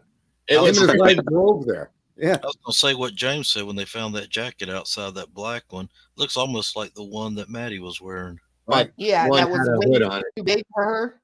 Yeah. Yeah, but women always wear two big coats. Usually. Fuck that. That jacket belonged to some fat man she met somewhere. Yeah. I'm telling you, that jacket was too damn big. The one that they found on the was a fire hydrant, I think it was, or something like that. Yeah, that Out was near where the garbage goes or something. one of them had a hood and one of them didn't. That was the difference with those two, I think. Okay. Yeah, it may not have been her jacket. I mean, we don't know. But for the policeman to just throw it back on the ground and continue with the littering, it's just he should have collected it and thrown it in his trunk it for nothing else. I mean, come on. Yeah, kind of. Yeah, I do agree. All day, I agree with that. Considering especially Mm-hmm. considering that Maddie was wearing a jacket that is at least similar to that. Oh, in very the drug similar, yeah. footage. And they had to stop right beside of that place. Yeah. At a minimum, you should have collected it and taken it with you, right? Till you found the one she was wearing that you could reasonably say she got into the rideshare car going home and wearing. You know what I mean? Yeah. I don't know what date is the video on that. Was it relevant to the date of the crime when that jacket was shown? I know Huda was playing that. I swear it was the day after. I think it was the day after. Yeah. Yeah, so you might think that it probably would have been wise to collect it and hang on to it, but here's what it is. But again, they still didn't state where, if or where he parked anywhere around the house. Right. So I don't think he did. So then what the? No, it might have been a getaway driver. That's what I'm saying. That would make more sense, but we can't go with that because that's not what they're saying here. So I don't know. It's just that's where I think I go in my head a lot of times too with this whole thing is regardless of all the this or that with the PCA, just in the visuals we've seen, I can't imagine how the defense is not going to have a field day with just the handling of the scene and the area around it, right? Because that right there, the point about the jacket alone is a very fucking valid one. And if you're a defense attorney, how are you not going to exploit the shit out of that opportunity, Oh, my God. Dude, listen, I think I'd even have a fighting, I'd probably lose, but I think I'd have a pretty good fucking fighting chance to defend this dude. If I got my shit a little, down, I got my verbiage down a little bit, I'd have a shot. Shit, dude, you could drive a Mack truck through the holes of this fucking PCA. I mean, all I got to do is back a few people into a corner, and that's it. So all you need to do is destroy all you need to take down is the car, the video, and the ping. If you take those two down, then how does the state? Yeah, but say they're going to go with the cast. Yeah, but I thought they're going to go with the cast though. It doesn't matter Even what with they the go cast, with. even The with cast the wasn't cast, done by the FBI. It was done by a local policeman. But even with the cast, if you don't Mhm. have the car, if you can't show, even with the cast, that he was physically in that house, you still have reasonable doubt. Even worse, you're arguing that 12 other times he made this trip to stalk these people. So during those 12 trips, I want to see that vehicle stationary on a road that gives me eyeballs on that house. Exactly. Exactly. And I also find it funny. Sorry, go ahead. No, I was going to say you need to establish precedent. You need to show behaviors that would lead a jury down the road. This kid probably did it. So if you're going to use the location on a phone or a car that's constantly in motion, what good is that? That's why I don't want that house torn down, because I'm not worried about the inside now. I'm more worried about the outside. If I parked in location A and then I walked up behind these trees, what all do I see? Who all can see me? Yeah. But that's why it's intriguing to me what Kaylee's sister said, because obviously they were told this by law enforcement, I'm assuming, is he went back to the house the next day. And now I'm hearing that he didn't go back to the house the next day. So if he actually went back to the house the next day, you should have him clear as shit on video if it's the daytime, right? Yeah, you should have him going right by the house. They retracted that. No, they retracted that statement and said that was an error. They believed he was Exactly. in a different location. Exactly, because they didn't fucking have him on camera. They said, "Oh, he pinged in the area, but he wasn't really in the area." Get the fuck out of here. Well, he did, with the car traveling around. They say his phone was off or not connected to the network, so they can't tell you that car and that phone are the one driving around through that camera on Linda Lane. Well, no, no. Remember the next day they matched him going into the fucking grocery store or whatever. No, yeah, they at different times they've shown some accuracy to what they're saying where he was. I don't doubt that. Yeah, but I still haven't seen the accuracy of him doing anything devious. Well, I would say I would require as a juror that level of accuracy on all these accusations. If you could say he pinged at a supermarket and you got video of him getting out of his car and going into the market, I believe that ping. Yeah, but the problem is though, if you tell me he pinged in a location and you're 100% sure he was outside the home, but then a following day or another day, he pinged in a location. You're telling me that you don't think he was in that location. How the hell am I supposed to believe the first one? Exactly. Yeah. I gotta say something. I gotta say something real quick. Ladies, all the ladies that are watching, I'm giving y'all 100% transparent proof right here. If your man tells you he's not talking, he just don't like to talk a lot, that is bullshit. Do you hear this right now? That's a lie. I'm a bad texter. I'm a bad texter. I'm a terrible snapper too. I don't snap anybody back. So when it comes to that's why I like phone conversation has to happen right away.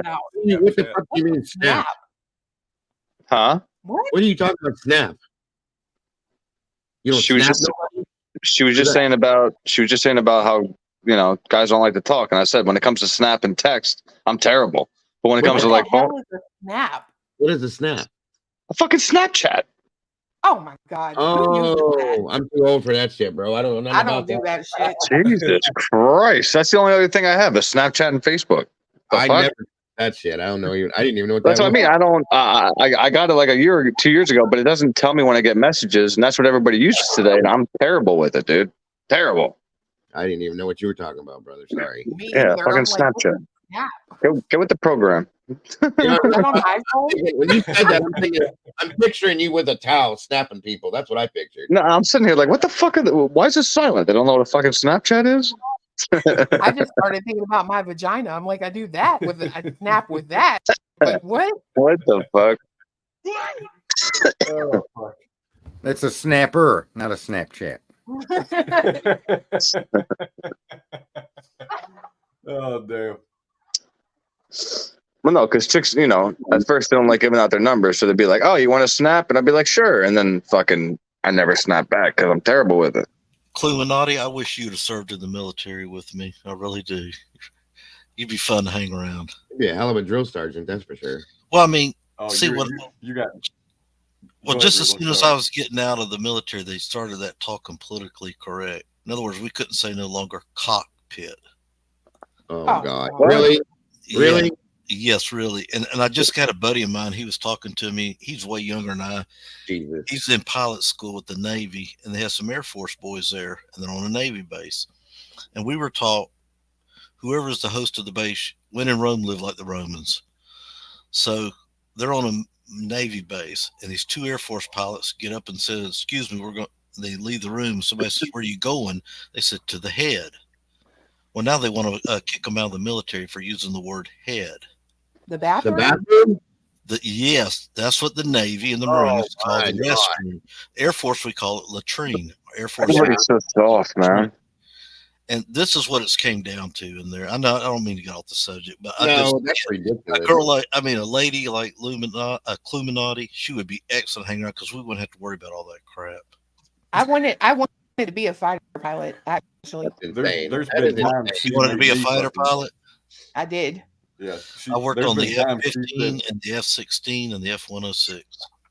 I'd have been shooting fuckers from here to I don't know where. Like I'd have owned that. No, You just felt I'd psychiatric. be a sniper. Snipers are shit. That's insane. on Call of Duty. They really want to throw somebody up for saying they're going to the head. That's insane. Well, what do y'all Well, sure call it the is. cockpit? Yeah, They what call they change that to? Well, Call that's it a sick pit. because it says cockpit in the textbook, but they want to start calling it flight stations. Oh fuck! Oh my Like you're God. going to Okay. space. Well, I mean, you heard George Flight Carlin do the thing stations. where they used to call it shell shock, Yeah. and then they keep adding syllables, and look what we got today.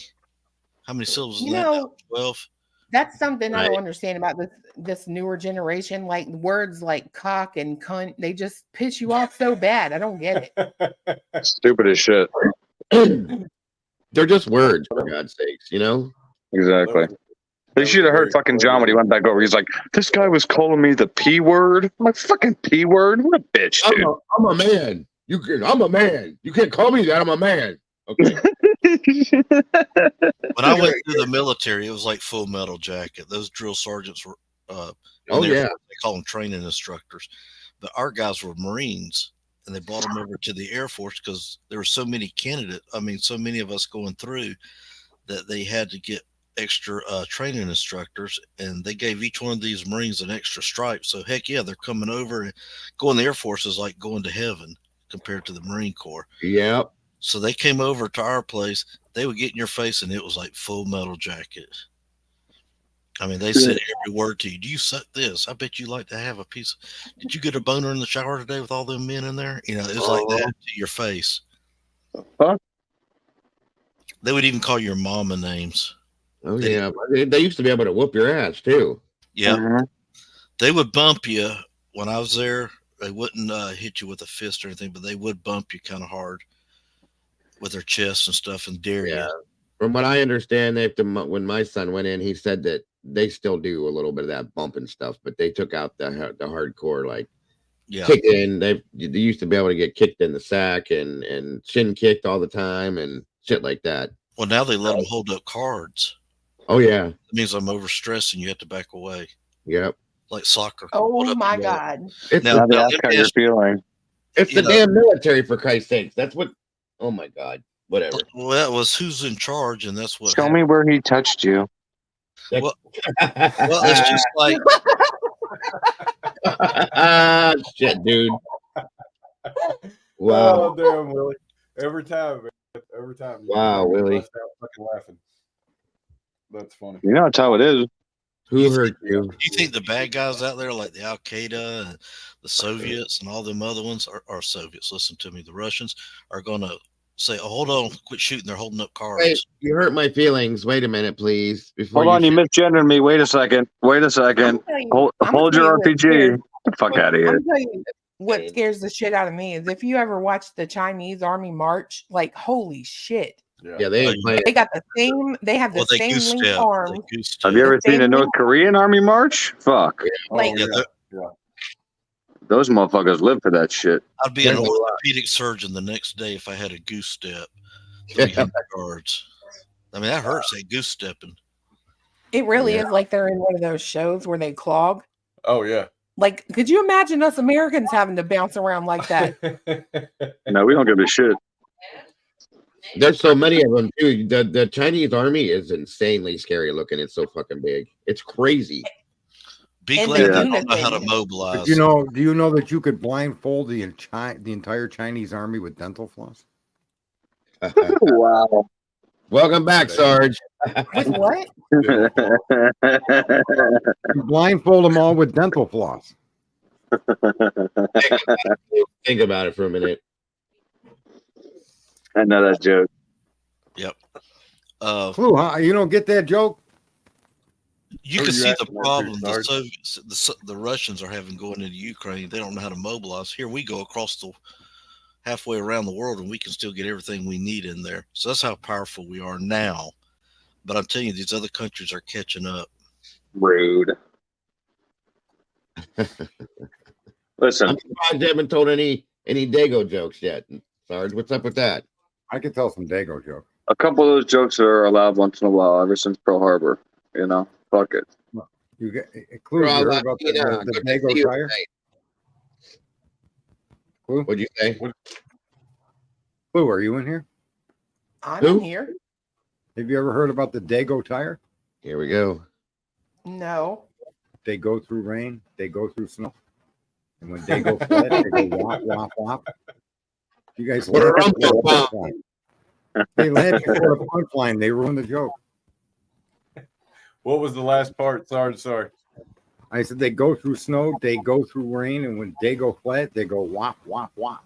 Wop, wop, wop. Yes, yes.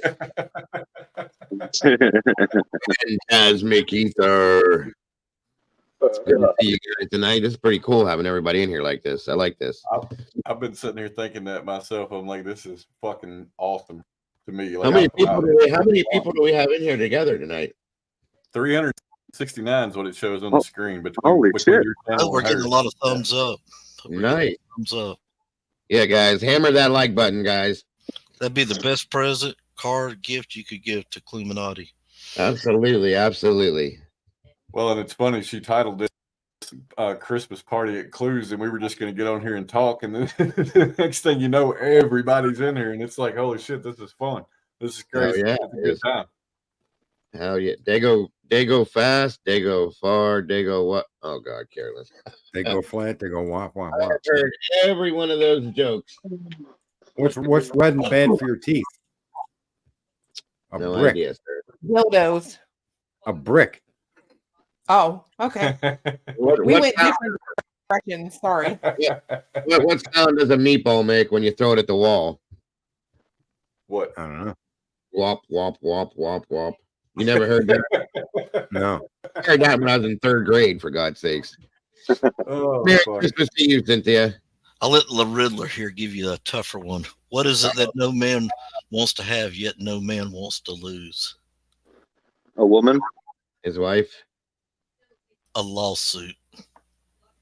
There you go. That's a good one. Right you are, Boy Wonder. That's when he was suing Batman. I used to watch that as a kid. Mhm. Gotcha, Carolyn. Gotcha. You know what I always thought? I always thought that, you know, like, I don't know. I just thought about this. This was like a couple years ago, but in my opinion, right? If you turn from straight to lesbian, you shouldn't be allowed to buy dildos because you gave that up. So I can't understand why lesbians like the dildos, but I thought that's the whole reason why they but like the girls. No, penetration is still I've part of never sex, met a whether dick. I've never met a dick that vibrates like my dildo.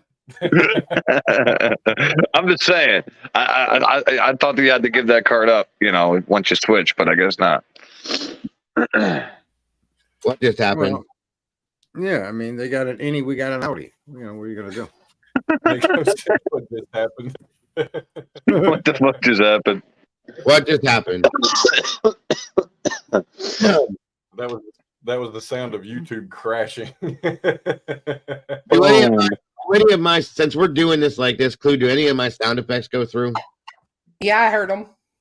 Are they okay? I didn't know if they were going What? through. Oh, that was yours earlier? Yeah, that's me. That's Oh funny. shit! I thought Hey, Clue did that. Can I try a joke? I know men are better at them, but can I try? Of course. Yeah. Please do.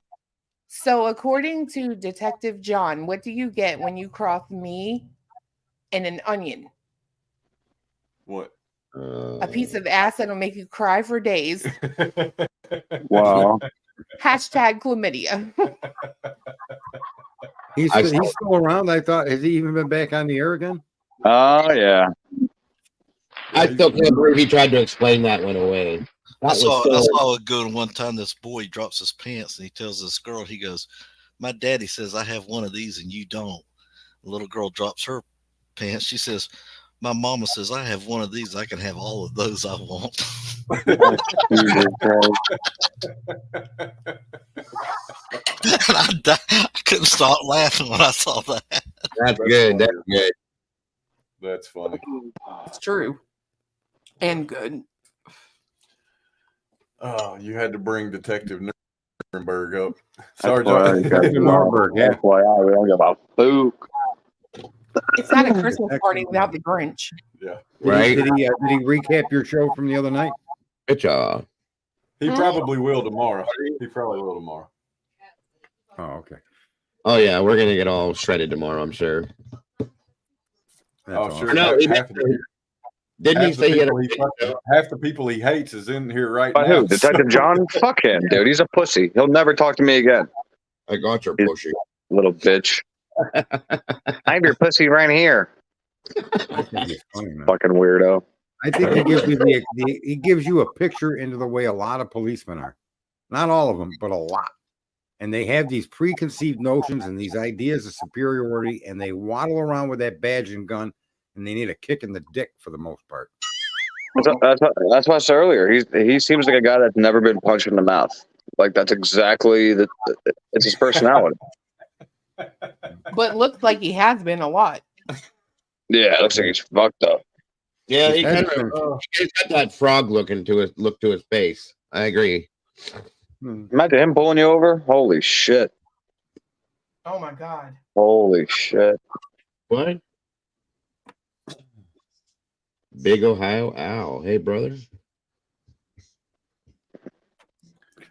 There you go. Hit the like Out button. in the house. Hey, I hey. hit it when it was 88, and it's only 89. So I've been the only one that hit it since everybody was saying hit like. How many likes are there? Only 89. There's 200 watchers. What the hell, You're guys? right, Come that on, like guys. Come on, guys. You can do this. See, it's that.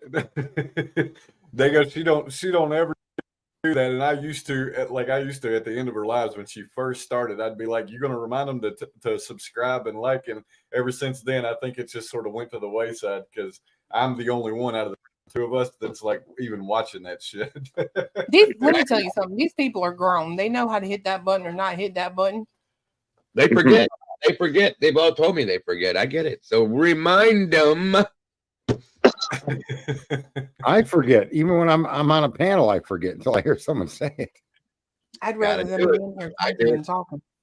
I see That's 134 now. Someone said, yeah, I refreshed my screen. Not all dildos are shaped like penises. That's true. But hold on a Who said second. that? Why? Somebody in chat. Hold on a second. Why? Okay, so like, why are like really hot women that are lesbian attracted to lesbian girls that look like men if they want to be lesbian and don't like men? That I've never understood. Like, if you don't like men, why do you go after girls that look like men? Willie, you're making my head hurt, bro. That's a fucking easy one. What are you talking about? If you don't like men, why? If you don't like men and you give up men for women, why do you want to go after the women that look like men? Why not go after a woman that's drop dead gorgeous? That's why I can't understand that part. I kind of get Whatever. Willie's point because, like, I think about somebody in my family and, like, she is married to literally the ugliest dude I've ever seen who's not a dude, if that makes sense. Yeah. So I get So that's what I'm trying to figure out. but whatever. I guess you just have to have been there. Well, I don't know that that's the only standard that people use to pick a partner, though.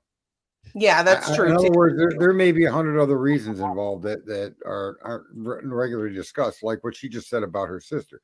It may be that this butchy kind of guy does things and treats you in a way that you prefer over the other girls you've dated. Could simply be that. You know, I mean, it could be love. It could be.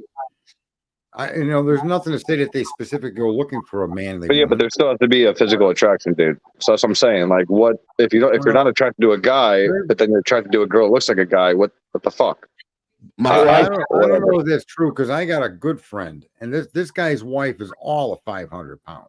Every bit of that. Okay, and he'll you'll be surfing the internet. He clearly sees hot women and points them out. There's no doubt this guy, like, he'll look at the Snap-on calendar at my buddy's shop where they have these hot women posing with tools. This guy's not blind, but his wife is the biggest bigum I've seen. I don't know if there's many people in my area bigger than her. If they are, they're not getting out of the house. Okay. Her pussy is tight. Is massive, and she's unattractive. And she's got a Dude, nasty attitude. I'm being dead serious. The girl probably has a super tight cat, because let me explain something. When you're like, I have known a lot of men in my life. Okay, not like that. Okay, not in the biblical sense, but I've had a lot of guy friends, and every one of them say the same thing. Like, a big girl, that shit is tight. I mean, everything's squished together. It's only math. It makes sense. Oh God. Yeah, I don't know. Yeah. I mean, that's true. I mean, so You got to put another comment up on the screen. I'm starting to blush. Oh. Every single mega famous woman is a dude. You can't unsee it. I don't know what they're saying in the chat, but how do we get into all this lesbian stuff there? What's going on with you there, Willie? You got fucking Willie. We were talking about shit earlier. I had a question. It wasn't a joke. Well, you brought it up was a twice question. now. It's the second time you brought up lesbianism. That's why I'm. Well, I didn't mean to bring it up because somebody else brought up a dildo, so it brought me back to my question before. So I had a secondary part to my question. Oh yeah. See, when I think of a dildo, I think of a normal woman using a dildo in a way that would excite herself. Not lesbians and why they buy them, but that's okay. So I got a question, bringing it back to the whole case thing, right? I gotta ask, because Sarge, I hadn't talked to you since the other night when we had that fucking 7-hour conversation, but I saw you in chat going, you said summer of 2024, and I thought about that whenever that came out, right? That filing, and I'm just curious, do you think it will go down in the summer of 2024, like the prosecution? Yeah. No, there won't be any more delays. That'll all be sorted. It'll go. I'd be surprised. I think so too. That's what I figured too. And I called that too. I said that summer of 2024 or the latest was. I said June of 2024 to be fair when you asked. So who do we got this year? We have Sarah Boone. Who else? Oh my God, Sarah Boone. Oh, we got Delphi too. Hopefully. That's right. There's been not much great year. You're gonna have that case, that Microsoft executive that was. What happens if they all hit the same in the summer, like all three of them? Free Sarah Boone, baby. JLR's time machine's going to be working in fucking overdrive. That's all I know. He's going to be in 3 places at once. Yes. Bring my wife, me. The Microsoft executive who was ambushed out in the middle of the road. You're going to have his trial starting in February. And guess who the defense lawyer is? Jose Baez. Casey Anthony's a lawyer. Yep. Wow. And he's already started. Well, Joanne made a good point. Said Ann Taylor hasn't even received the IGG info yet from the judge. I guarantee she'll file motion because they won't have everything. I think that might have been what Daniel was talking about earlier when he said to look for defense to drop documents soon. I think that's what he was probably referring to. Right. Yep. So we shall see. When is the Sarah Boone trial? What's that? When is the Boone trial? I don't think there is one. She can't keep an attorney. What do you mean? I thought they scheduled one. Firing them. Yeah. Did they schedule one? Because the last I knew, they didn't. Yeah, I thought they had one in shit. I thought it was March or April. I guess I didn't know that. Then I'm sorry. I don't know about. That's what I was asking. Maybe I'm wrong. I'm wrong about like 80% of shit. Anyway. No, Dago, yes, ma'am. do you think Sarah Boone's guilty? I'm just curious. Hell no. Sarah Boone's guilty. Bring my girl Booney. Hell yeah. I absolutely do. She's a nutball and a half. I mean, There's no way. I mean, we watched it. It was. She's sweet on the inside. Oh god. What the hell? Oh my god. See, Yeah, listen. I would rather. I'd rather spend literally. I'm not even fucking kidding. I'd rather spend a week in the Conjuring house than an hour in a room with that chick. Nobody scares me more than her, dude. an hour? Are you kidding? I would rather trade places with Brian Koberger than I think I agree with you on that one too. I couldn't handle 5 minutes of her. Bro. How about Letitia? Oh, Tell me what's wrong with her. Something's wrong with her too. But like, dude, listen. can you imagine This Letitia- woman convinced a grown man to get into a fucking suitcase. Imagine what else she can. Imagine what else she can do. You know? She can hypnotize. Put Staunch and Boone in a cell together. How you think Wait a that would second go? now, because these two cases I'm not that familiar or read up on at all. So Sarah Boone, suitcase, yes, did he ever get out? Yeah, so her and her boyfriend were drinking, right? A whole bunch of wine and shit. And then she was like, "Hey, let's play some hide and seek. Why don't you hide in the suitcase?" He was like, "All right." So he got in the suitcase. She zipped it up, and then he was like, "Yo, I can't get out." And she was like, "Well," and then she sat there and watched him, and then apparently pushed it down the steps, beat it with a bat, and then went to bed. And then when she was at the police station, they're like, "Yo, what happened?" And she's like, "Oh, I don't know." Intentional. It wasn't intentional. It was not. But then guess what? Guess what, Sarge? She hands her fucking phone over to the cops, and since we were all talking shit earlier, she has a Snapchat video that she took of him in the fucking suitcase asking to be let out. And I have She's telling him to go F himself and all that. I have a fun shit. question. Yes. How in the fuck do these new age people play hide and seek? Because That was I our know question. where you are. I put you there. I know. Oh, don't exactly. Clue, I they think it played was- hide and seek. They were playing with puzzles. They were painting. I have a cousin that broke her husband's leg with a baseball bat because he beat her and broke her arm. So she waited for him to come home good and drunk, and then busted his leg with a bat right across the shin. Good for Jesus. her. So maybe that woman was taken back, Well, she did. doing to him something said that he had done to her, and she just went, off the fucking head. That's what I think happened. I think she snapped Right. because she was under the influence, but I also think she's crazy. I'm sorry. So the dude couldn't get out of the suitcase, I guess, because you can't. I guess it wouldn't go the opposite way from the inside or whatever. So she sat there filming him, laughing at him, making fun of him, and then I guess beat the shit out I of would have him. I would have made a hole in the suitcase, and if I stuck a woman that- there stupid that's enough to get in there, what I'd make a hole in That's there. what I was Work my way thinking. out. At least like a breathing hole or something. The guy I looked like would've- he weighed 75 pounds soaking wet. He wasn't big at all. Yeah, She could have probably Yeah. fought him He was the hell out of him. so That- Plus, she pushed him down the steps. So Yeah. Jesus, that know. whole thing. Have you seen how many attorneys she's had? Did he die though? Is the guy dead? oh Yeah, yeah, Yeah, he he did. died.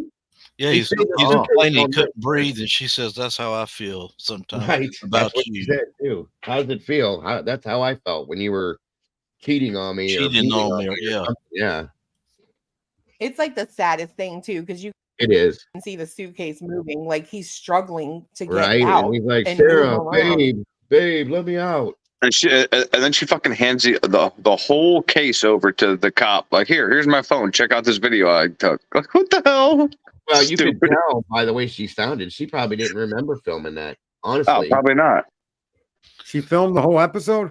Well, Oh, yeah, Yeah. yeah. Then she said then she Awesome. went to sleep. She said, "Well, I was going to go upstairs and come down and release him, but I fell asleep." She You laid should have up. seen her face, dude. When those cops were watching the video, and she should have seen her face. She laid upstairs until like 11 or noon or something like that. So that dude was in that suitcase for more than 12 hours. Yeah, Wow. she's like, "What's the problem? I went to bed. What's the problem? I was It was tired." unintentional. You don't understand. It was unintentional. Doesn't that mean anything? You're taking me to jail?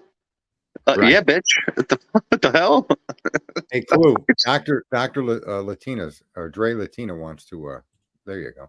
Yeah, I put it Talk in about there. entitlement. Jesus Christ. That woman is just gone. Exactly. I'm sorry. I mean that I would love to see her psychoanalyzed and see what that came out to be, because that Well, that's why I'm praying, dude. I'm praying just because I want to see the circus that she represents herself. Because I just want to hear her crazy ass. Like, Bonnie's right. It should be forgiven. She said she was sorry. huh? Bonnie's right. She should be forgiven. She said she was sorry. I mean, come on. Yeah. Well, that's why you always carry a sharp pocket knife. And you guys remember the day that the cops showed up, the day before she got Mhm. arrested? She was standing there. All she was worried about was his family like beating the shit out of her. That's all she cared about. And getting her damn cigarettes and a drink of water. That's all she could talk about. Yeah, she's a sick fuck, dude. And Yeah. she looks evil too. She's a mess, that's for sure. Oh, she belongs. What does she do for a living? Do you know? She a school teacher or what? That's what I was worried about. What? I'm asking, was she Oh a my school God. teacher? That's I what I'm hope asking. not. Oh fuck! Scared the shit out of me. You fucking Sounds like she worked in a zipper factory factory or something. Dude, imagine all the kids that like knew her when they were younger that played like hide and seek with her, and they were like, "Jesus Christ, that I fucking get away from her!" Thank God I hid behind the tree. Oh my God, dude, That's insane. I'm sorry. That whole that thing. is one of the most bizarre things I've ever seen. What's Yes. going on with the case where the lady's accused of backing into her husband and killing him? Karen Reed. Okay, Karen yeah. Reed. Yeah, Well, I popped and listen. I don't have a problem with them, but you know my take on Karen Reed, Dago, and I do. but what's his name's going crazy hard, Turtle Man or whatever his name is. Turtle He Boy. had court, he had court today or some shit. They dropped some shit. I don't know what's going on, but and then I hopped into there's a guy named Dolly or something like that, and he also has the Turtles. And they were talking about the case today and shit, going back and looking at old videos. But I guess something new came out, but like I don't know if they're not saying it or I don't know. There's something weird going on right now with some kind of investigation into the police department. Did you hear about that? I didn't hear about that. I but wouldn't didn't. be surprised if I Yeah. heard So they had some whole like meeting and shit or whatever, and it all got voted on that there's going to be an investigation into that police department. So I guess they're doing all that shit, and her trial. I don't know if she has a trial date yet, but it's probably going to be sometime next year. The link is in the chat already for somebody that said that. I can't post it. Clue did though. I see it in the chat. Clue posted Yeah, it. I sent it. It's up Yeah. there. It's there. Yep, Dre, it's in there. I just don't know. I just don't know who can look at that case and tell me with a straight face that they think that Karen Reed 100% did this, and there's nothing weird going on. Like if you could actually look me in the face with a straight face and say that, then I'll give you whatever you want. Because this is the craziest case out there, in my opinion, as far as the evidence, the cover up, all that shit. Do you know about that case at all, Clue? Yeah, Yeah, I've looked at it a little bit. that case is fucked. I just can't imagine how you could hit someone with an SUV and kill them, but not run them over in the process of doing Well, it. that's it, and that's my whole thing. Yeah, Well, you here's my would really thing. have to hit somebody I'm harder. gonna You would go. have to I'm hit gonna go her. Google. I'm gonna go Google my daily 12:45 a.m. How long to die in cold real quick, guys. I'll be right back since I guess it's normal. Like, what kind of shit is that, dude? Like all the stuff people did in the house, the selling of the house, the relocating of the dog, the everything else you wanted to throw on top of it is just not being looked at, and Well, that is not only that, it doesn't make sense that killing me. a tail light would produce. You could break a tail light. The force of hitting someone and breaking a tail light, you'd have to either be breaking a bone or leaving a hell of a bruise Yeah, on but that Sarge, person if you were Sarge, able to do that. how long after did they find that tail light? Yeah, I know the taillights in question. I'm just saying the whole act of backing into somebody with the No, force I get what kill you're saying. I think it caused a hell of a lot more damage. If you look at the pictures of him, like you would think it would be more than just a little broken ass tail light. I'm with you there. I'm saying Yeah, I just don't. I don't think the woman did it based on the information they gave. Well, my Just like- thing is, okay, if they found pieces of the tail light 3 weeks later because the fucking snow melted, which makes no, God forbid you take out a snow shovel and dig for some evidence for your, slain officer. But then, okay, so if she hit him with the car, Sarge, think about this. If she backed up and hit him that hard, wouldn't you imagine that there's at least microscopic shards of this tail light in Officer O'Keefe? Yeah. in or on or right where he is. Yeah. Thank you. At least in his body, his head. Yes, and then the marks on his arms. If those aren't dog bites, and we're going to go with, I don't know. Obviously, that wouldn't be road rash. Shit from underneath the truck. Say she ran him over. Because I mean, what else would it be from? And she cut him with stuff from underneath the truck. That means there would be blood underneath the vehicle that they'd be able to, Right.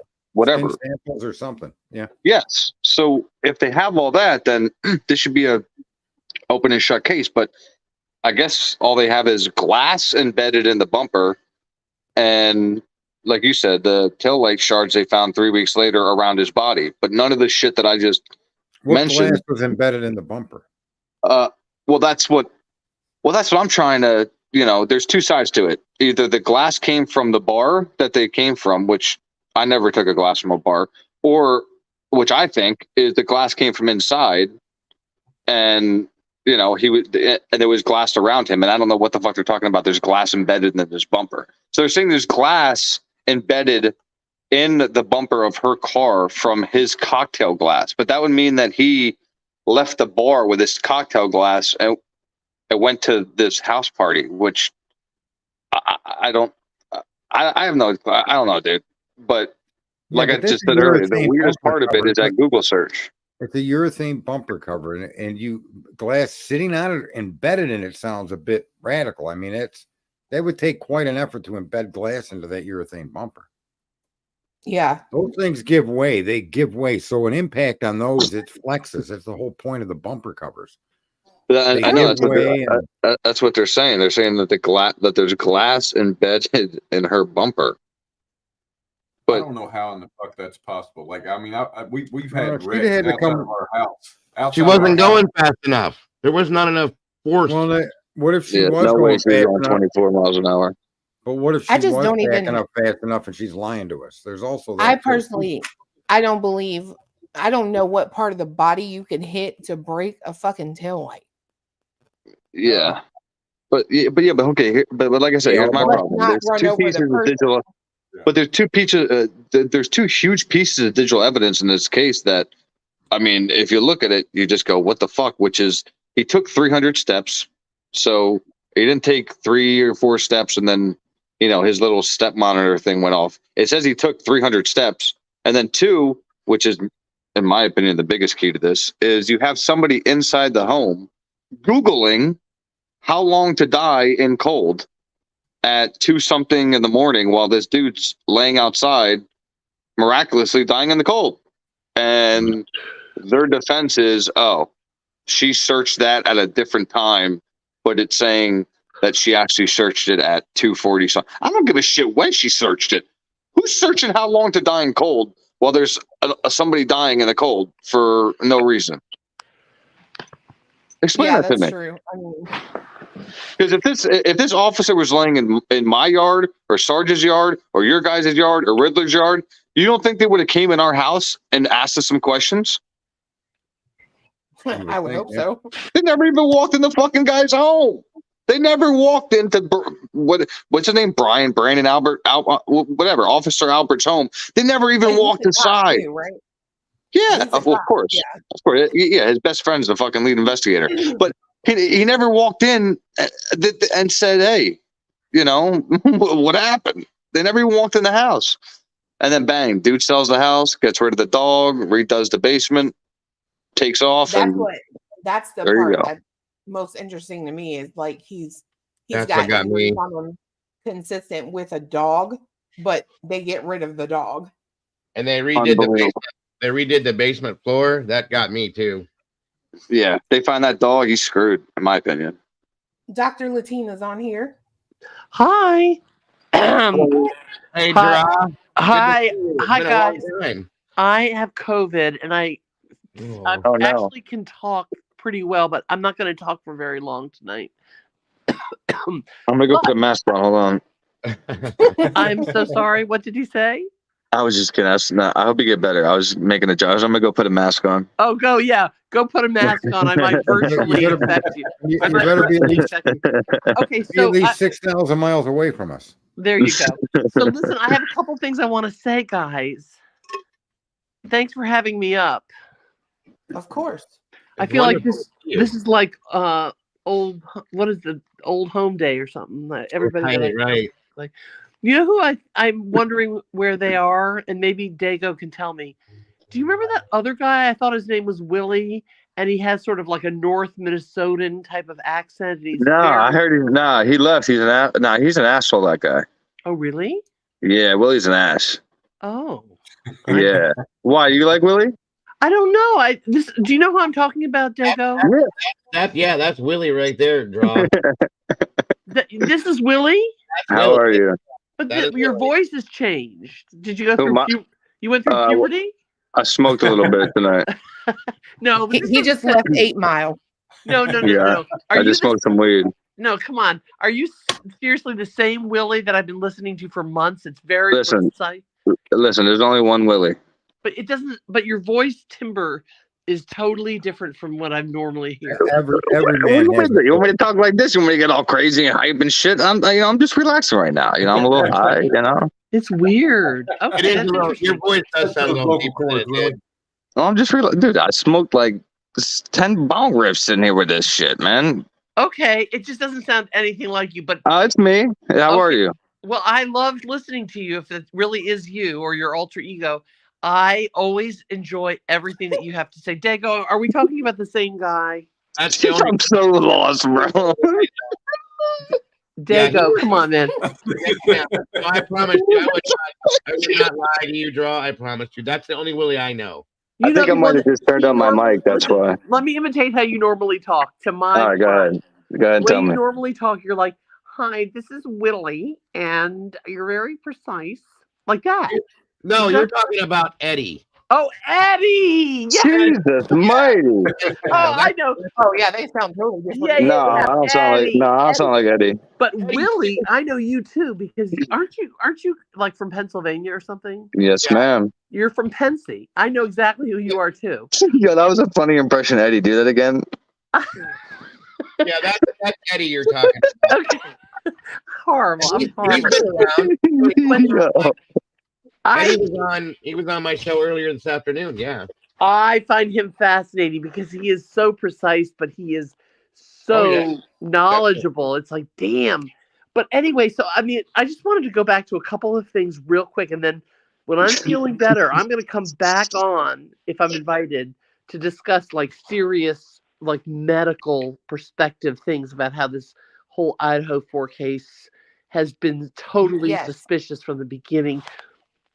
For the and Dago knows my whole little 1, 2, 3, 4, 4, 1, 1 on this, but I'm going to tell you right now that I'll just sum it up right here. As far as the Idaho 4, there are such humongous holes in that case before the PCA ever even came out. I'm talking from day one when Miss McButt had what she had to say. I'm going to tell you, as a physician, I knew she was hiding stuff. She was saying stuff that was just wrong. It was plumb wrong, and it was plumb a lie. It was just a lie. And so, the whole 9 yards. And you and I, Dago, I'm sure everybody else in chat's going to be like, yeah, I've heard Dr. Salerno before, Doctora Salerno, whatever you want to call me. But, I'm going to tell you right now that you don't wait freaking 5 hours to show up to some crime scene. You don't you don't like say you're the coroner, but they didn't invite you in to the whole thing smells. Exactly. And then for her to say things like, well, it's not relevant to do the talk screen, and then her eyes go to the side like probably looking at somebody like and saying it has nothing to do with their deaths. I'm like, oh please. So That you was know, one of the strangest things. My ass. it's just the whole thing is a sham. I'm sorry, guys. It's been a sham from day one. I just wanted to Well, give that's my why I asked little the question. What if they were sedated before? Because it would make more sense in the time frame, you know. exacto. That's exactly what I thought. That's precisely, Willie, what Well, I even thought. simpler than that. If they were intoxicated, it would have made it easier for a person to attack like that. Exactly. Or if they had, what if they'd been given a little Molly or something? Well, You they don't know, even have to Somebody be anything looked like drunk that. on the video camera, so Just being drunk itself would diminish your capacity to fight back. exactly. But I can understand why Arthur Payne was late getting there. Yeah. That's a Sunday. He could have been on vacation. well, I understand that, but the thing is that I don't know. I'm just saying from my perspective as a physician, like there, and I think that Dago as a previous EMT knows this, that there are like chain of command, and that if we're in charge, like if you're a chief of whatever, or if, like I'm on call as the physician to the ER, by Right. law, I have to be I Yes. have to be 15 minutes from a scene. And if I'm more than 15 minutes, I get written up and it can go on my license. I mean, it's really strict. So for them to suddenly say, you're the chief of police, okay, if you're out of town, you need a backup person. Then they find somebody else, right? So the whole thing is nonsensical, guys. That's my opinion. I know I'm sounding very forceful. No. oh, you're right. I mean, it looked like they went, like I said earlier, it looked like they went down to the, grocery store and got somebody that's ringing somebody up and just said, hey, we need you to come and, do an interview and act like a coroner and this and that and this. And she gave some bullshit answers. It was like, what was that old Andy Griffith RFD or whatever the hell it was called, where he, in one scene he was a judge, the next scene he was like the florist, and then whatever. Right. Yeah. It's a mess. The thing is a sham. But I wanted to go back. I know this is a little touchy subject, and we're not. I know you guys like totally segued out of this, and I think it was probably better that you did. But I do want to weigh in on the whole thing about the like lesbianism and sexuality and stuff like that. So I have two things I want to say. No, I mean, I don't know a whole lot, I'm just a person, right?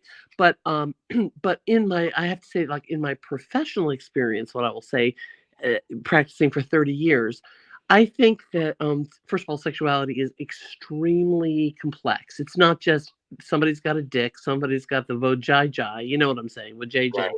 But it's really complex, and I think especially for women, it's very complex because it's relational. It's not just does he have a big Right.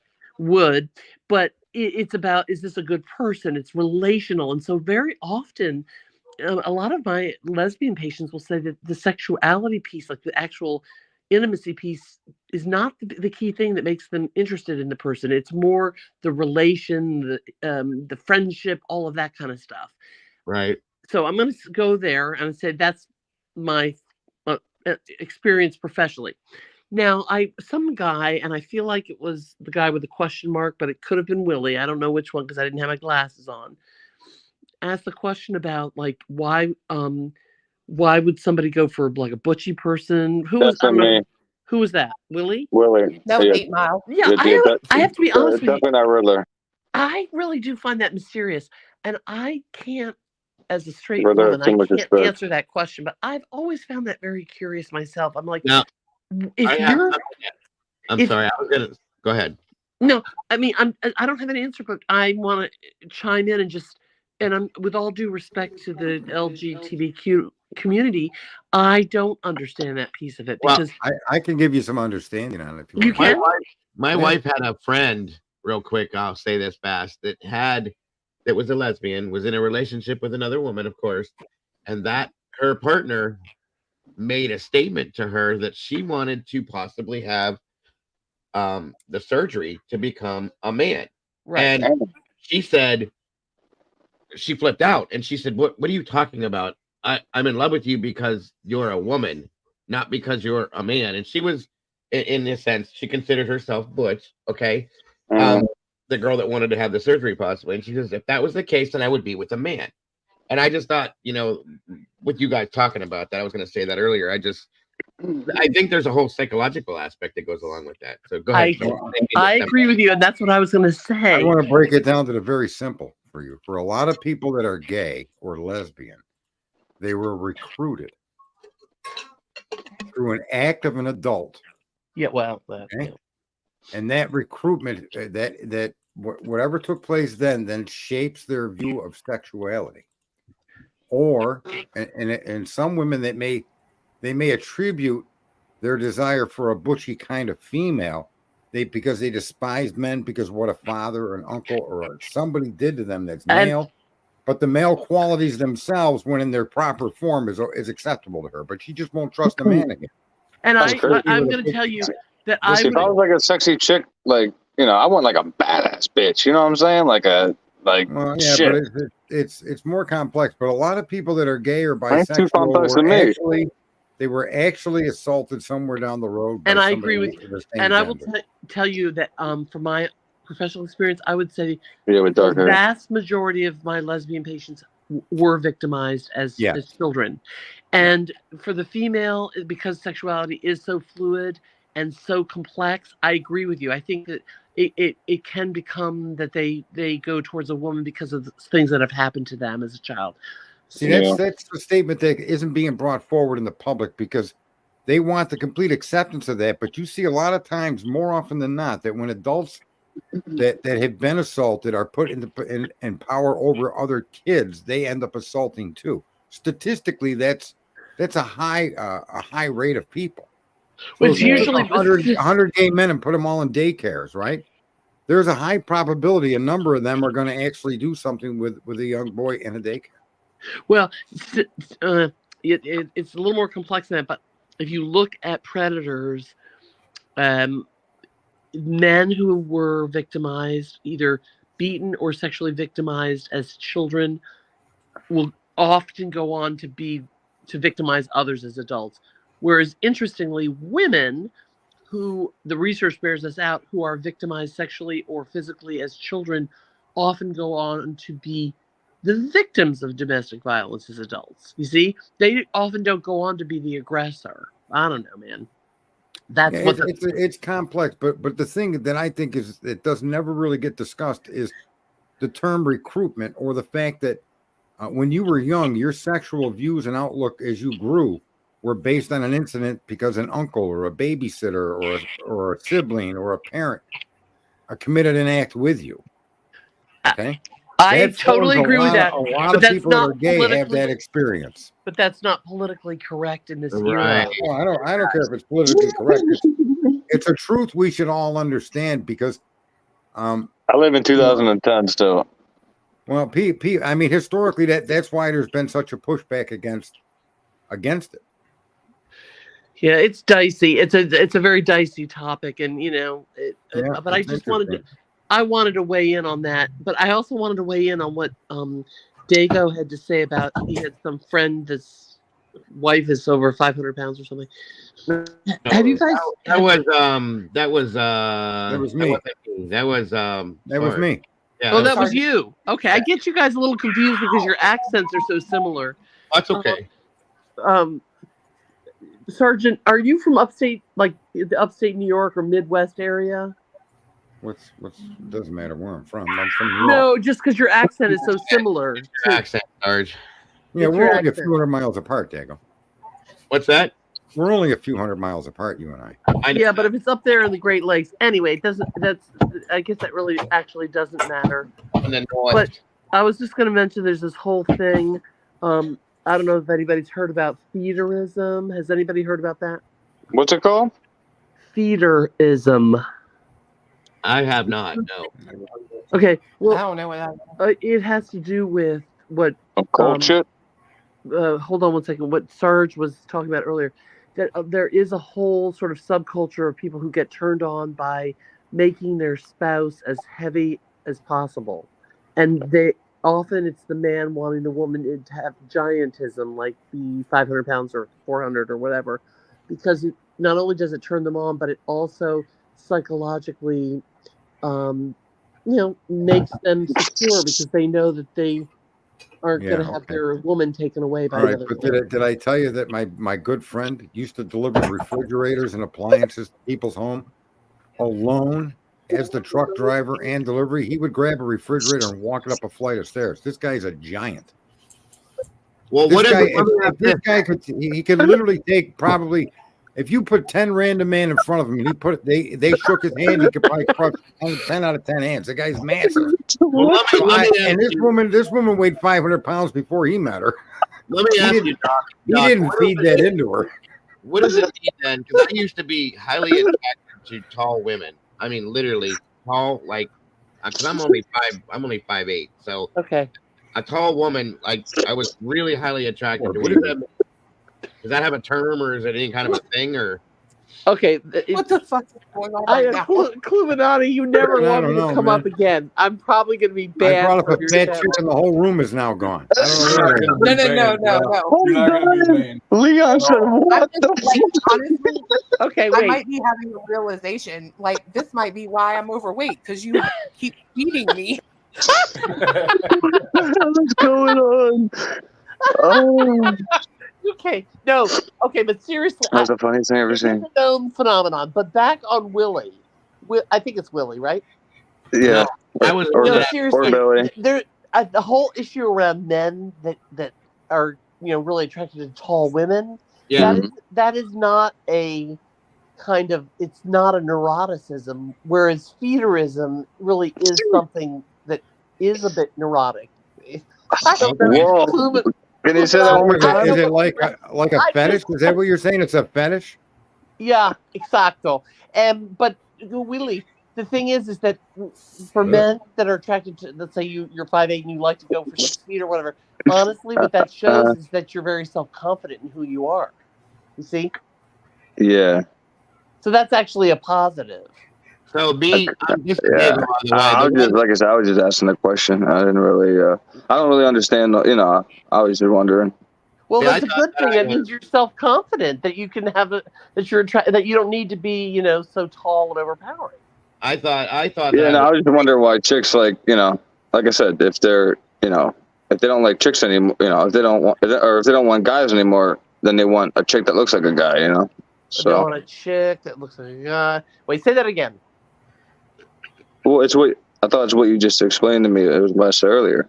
Yes, but I thought you were asking why is it bad that you're a man that is attracted to tall women? No, that was Dago. Oh no, absolutely not. She doesn't I like all recognize women. anyone's voice. I don't. awesome. This is really hard, you guys. I'm so sorry. I love all women. I just want to put that out there. Okay. Well, that's not it wasn't a standard that I only had. It was just at one time when I was younger, I realized I was really attracted to taller women. My wife is only 5'3" now, so. Okay, no. So I think I'm sorry, Willie. I guess didn't realize that it was Dago. It's all right. Listen, I'm high. It's all good. All I heard you say was feederism, plagiarism, and it's all good with me. Yeah. So Willie maybe I fucking should be for this conversation. My Lord. No, but seriously, Dago, man, it shows your self-confidence. That's what it shows. So I'm sorry. I think I should probably just maybe have you all go back to true crime. I thought it was funny. It's hilarious. I loved it. I love the conversation. I'm dying. I can't even I love breathe. the fucking conversation. Yeah, I've never laughed. Hold on. Oh, God. So I will It's say, a Christmas party, for God's sake. I guess it is a Tomboy Christmas Charm party. said he can answer something for us. But I wanted to quickly. Somebody get out of here. Ask: does anybody? You all made the WAP joke earlier, and I put in the chat that my Italian grandfather was a WAP, a W-O-P. And does anybody know what that means? No, what does it mean? Anybody? Dago? I do not. I never. What? Without penis? Ah! What? Wait, what the hell? What? Who the fuck said that? That was Clueminati. No, it was me. No, that was Tomboy Charm. I said she said she could answer some things for us. She's been up Would here it possibly mean without papers? Okay, we'll hear from her next. But let me just say what WAP, which is a really nasty thing to say to somebody who's of Italian descent, just like Dago, which I have a really hard time getting that out of my tongue. It's okay. It's okay. I know, but you gave me permission. it means without papers, because Yeah. most Italians came at, like my Bingo. grandfather came as a stowaway when he was 11 I got it. without papers. So Yep. so people would basically you're an alien, you're like an undocumented immigrant. So I Right, just right. wanted so I just thought I'd educate the people as they're saying wop wop wop wop wop. So where the hell did the cow penis come from? It's I WOP, said- not WAP. Clueminati. I said without penis. Or Wah, without wah, wah, wah, wah, wah, wah. WOP. oh, the letters. I thought you said a cow penis. I'm like, what the actual what? No, I see. Wah, Look, wah, I'm in Texas. That doesn't mean I know what that wah, is. wah. Oh, fucking Dago. no. Now cows can be transgendered. Is that what you're saying?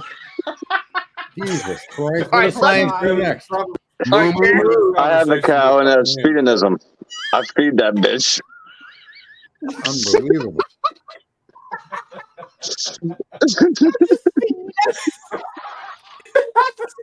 Willie, you started this.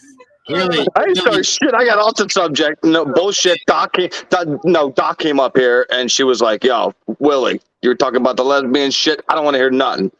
I tried to get off of it. Wait, I never said it that way. I was trying. Well, you know, I'm paraphrasing, Doc. It's all good. Yeah. Willie, let me answer that question for you. Good. Really? Enlighten us. And sometimes the only way you'll get an answer to these strange questions is to go right to the source. What the hell is heiferism?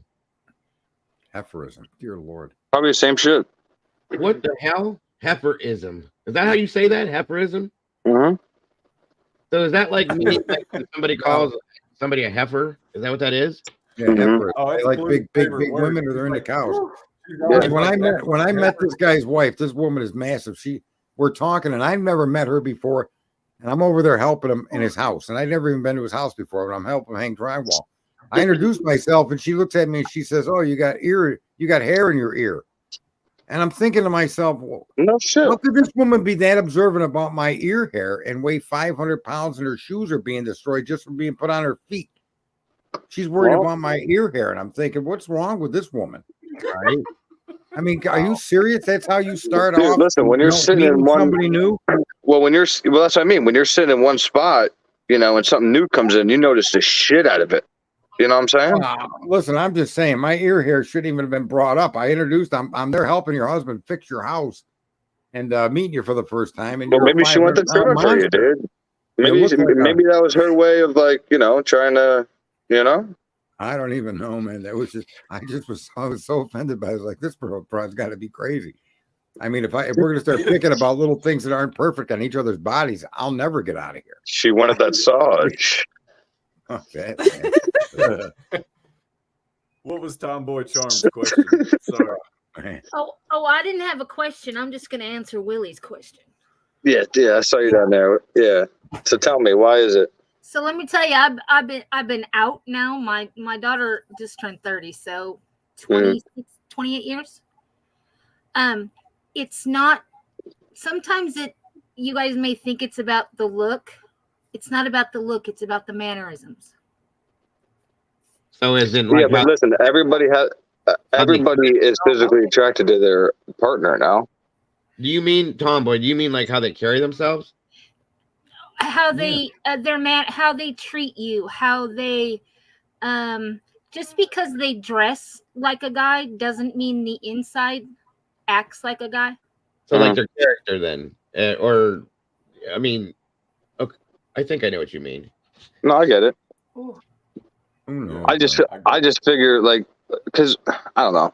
I figured, like, no matter how much we say, you know, we don't or whatever, but there's always there's always some kind of physical attraction to your partner, like, or else, you know, like, something attracts you to them, and it looks is really the first things that we see when we're scrolling or out in public or whatever. So I feel like there still has to be some kind of physical attraction there, and that's, you know. But I think that's what I was saying earlier, that I think women are more relational. I think men are Right, very not visual. hardwired for the physicality initially. It's a lot Well, of it is. I mean, it's depending on what male you're talking. I mean, if you're talking about, a single 20, 25-year-old male, yeah. But if you're talking about, a single father or a divorced father or widow, whatever, then it's a completely different ball game. So I think that's an initial reaction though, because I've dated like Barbie doll looking women, and I'm just saying that as a classification that I couldn't stand after 3 days.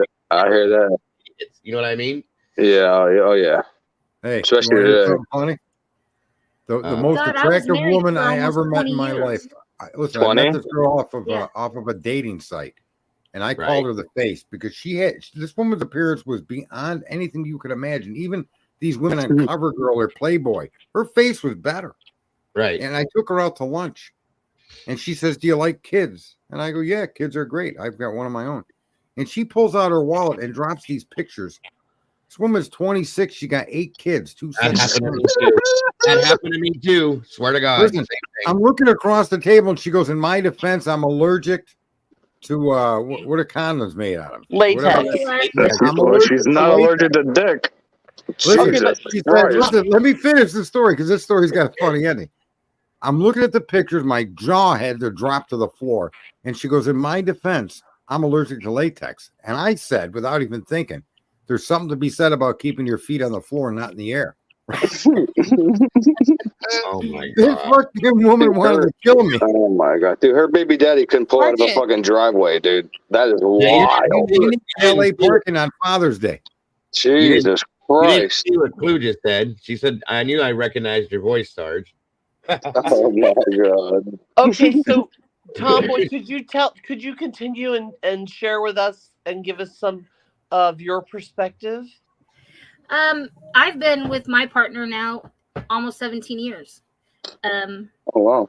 That's And awesome. it's not.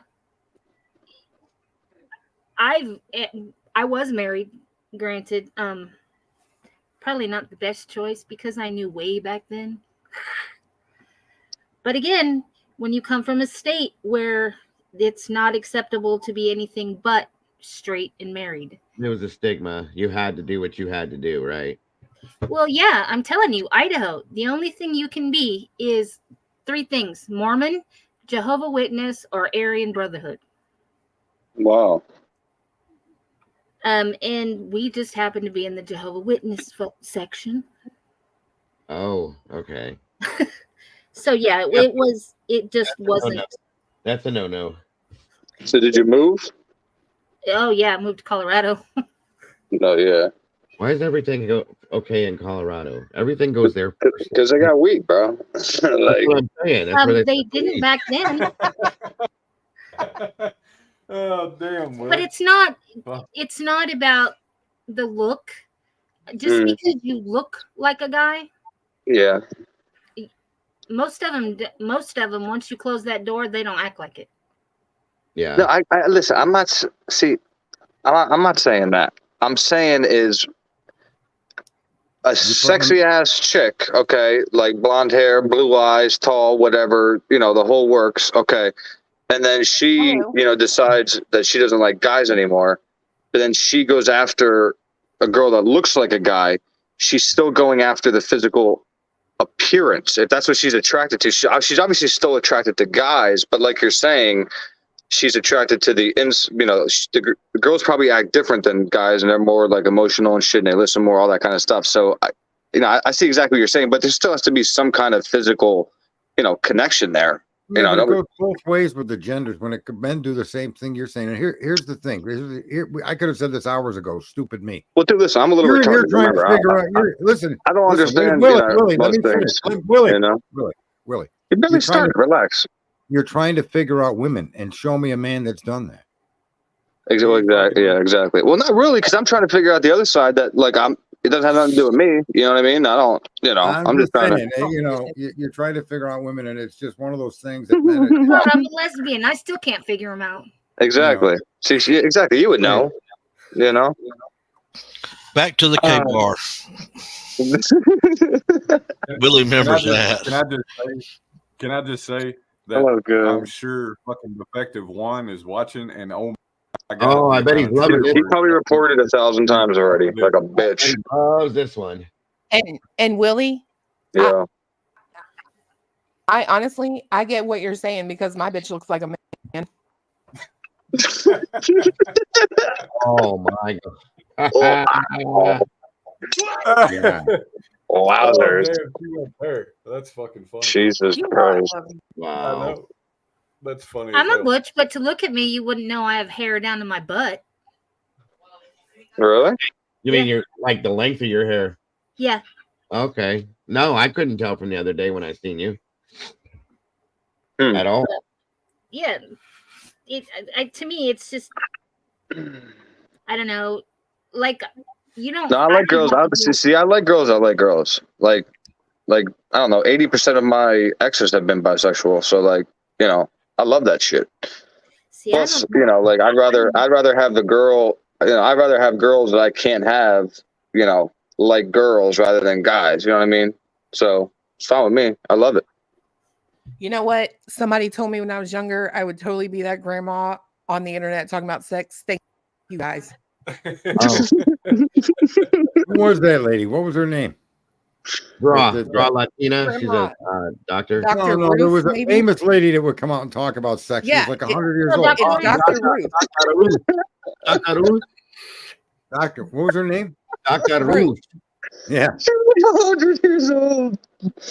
Oh my God. I never understood that. That woman she was like Dr. 85 Ruth. years old, and she was all about nothing but sex. And I'm like, It was oh, Dr. Ruth, whatever. And she was like, "We're going Yes. to talk about Dr. sex." Ruth. Wait, is that the Tyson. chick that was like stroking the? And she's like, "This is how you stroke it. This is how you do this." Yeah. Yeah, that chick. That's the biggest turnoff I've ever seen in a video. Like that is some freaky shit, dude. I'll have to say I never watched that ever. Yeah, I saw a clip and I'm like, "Is this real?" No, this kid. I thought it was like a skit or something. But now that you guys are talking about it, fucking a. He No, else she was said that. totally she, real, she man. could I teach you was some too. stuff now. Like, I'm not playing. She could teach you some things. Yeah, well, I'm not. You know, Dr. Fauci. they need to get a better host. That lady was awesome, though. Yeah. She's still alive. She was awesome. I don't think I think she's been gone for quite a while, but she was Oh, like, she's passed away. She's got to be. yeah, she was like 80 when I was a kid. So She probably had like 3,000 bodies, dude. At least. it makes you wonder how she got to be that person. You know what I mean? She was a sex That's therapist. what I'm saying. Experience. She was a sex therapist, that woman. So, Dago, I have, y'all were on the jokes. I have one for you. My grandson told me today. Okay. Why did the chicken cross the road? Because it was told to. Because. That was good. Well, guys, I'm going to head on out of here. I enjoyed it. Thank you so much, chat, for putting up with me. Thank you, Clueminati. I appreciate you allowing me on your panel. You had an all-star cast up there. I appreciate it. Absolutely. Take care, brother. It's always All good right. to hear. Everybody take care, and I look forward to seeing y'all next bat time and next bat channel. God Absolutely. bless y'all, and so long from the And a sunshine. Merry Christmas, too. See you, buddy. Great, brother. Great night, brother. Wow. Someone said she's still alive and she's 95. Dr. See? Ruth. No And way. she's still fucking. So I gotta use my one joke that I've got that I always tell. Have you guys ever read Willie Nelson's Facts of Life and Other Dirty Jokes? Anybody? No. So No. a guy, I'm sorry, a duck walks into a bar. He hops on the bar stool. He asks the bartender. He said, "You got any grapes?" The bartender says, "No." The duck jumps down. He walks out. The next day comes around. The duck walks in. He hops up on the bar stool and he says, "Hey, have you got any grapes?" The bartender looks at him. He's like, "No, I don't have any fucking grapes. I didn't have any yesterday." The duck leaves.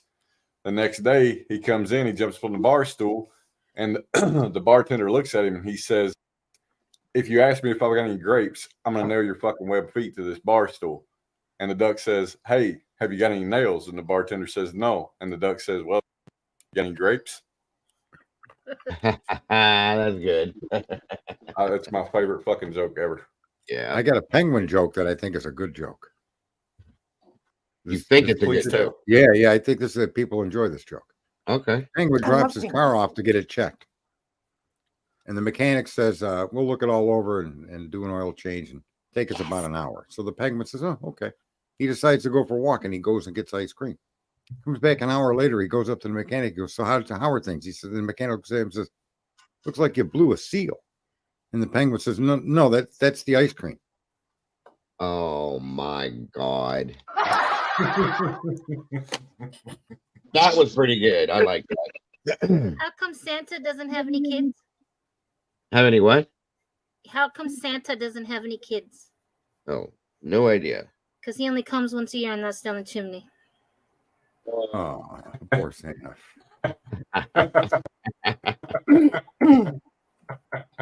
That was good. Oh, God. You guys are some funny peeps. I literally peed in my pants just a tiny bit. I'm not kidding. What a conversation. What a conversation. It's Willie. It's his laugh. It's like somebody got like one of those Build-A-Bear things and just squeezed it so hard. He only sounds that way when he's high, though. I've noticed that. I think, Oh, what is it? yeah. What's it called? When you're high. Squashimals, squishimals, what are they called? Squishmallows. Yeah. I feel like somebody's squishing him, and he's a squishmallow, and that's what his laugh is. Oh, Willie. Huh? That's cute. There you go. Put that on a dating app, Willie. Just tell him, "Hi, I'm Willie the Squishmallow." No, I don't fucking do. Listen, I'm done with those things, bro. It's so overwhelming. Like I did, even just the Facebook dating and shit, bro. You're talking to 10, fucking 15 people at one time. You can't keep up with whose personality's who. It's fucking impossible today, dude. I give up. How is that any different than one woman? Yeah, right. What? When you're trying to get to know 5 women at one time? What do you mean? But I don't think I've ever met a woman with one personality. Me neither. But that's what I'm saying. So then it's like 15 different. This is exactly my point. Listen, dude, as long as they're not passing each other in the driveway, you're safe, okay? Oh no, Make I sure just they don't have stay the away same from name. everybody. I got a kid, bro, so I don't like do nothing.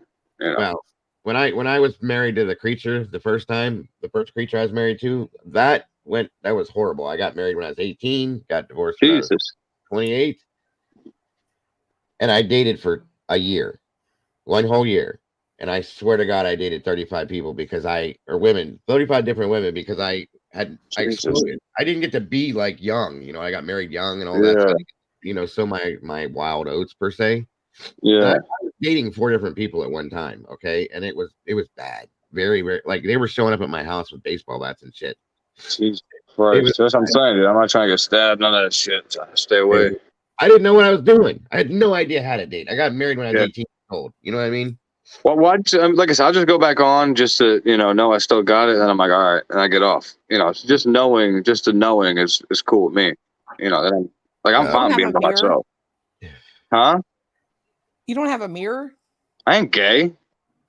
What's the mirror got to do with being gay? I'm just saying, like, you What can't do you look mean? at yourself and be like, yeah, I still got it. Well, yeah, but I'm not. She's being Okay, never mind. She was being a smartass. That's all. Yeah, I know, such. So was I. Dago, you call yours the creature. I used to call mine the bike man. Oh. Because he was always trying to peddle his bullshit. She was the creature. She still is the creature. See, I don't hate all men, just the ones that breathe. I've realized over the years that the devil comes in multiple forms all at the same time. That's what I say about my. That's a good point right there, bro. Yeah. Stoney, you were over in Lost Souls. I never saw you over there. Do what? Sorry, Dick. I was talking to somebody in chat. No, I didn't know. How many times were you married, Dago? I mean, twice. That's just twice. Oh, okay. I got married when I was 18, divorced when I was 28, got remarried when I was 29, 30. I was 30. I'm sorry. I was 30. Once, I dated for a year and then I was 30. I've been with this one since, Jesus, it's been 23 years now. So, oh, that's good. I have 7 kids though. So, I met mine on the computer. We did That's too. the way today. Yeah. Mine was my neighbor. I would have been married 3 times, but this one won't fucking set a date yet. Clue, it's I all will right. forever It be took known mine as fiance or 15 Beyonce. years to make a date. I wasn't supposed to get married the second time. I said I wasn't going to after what the creature did to me. So, Yeah. it is what Fuck it is. that.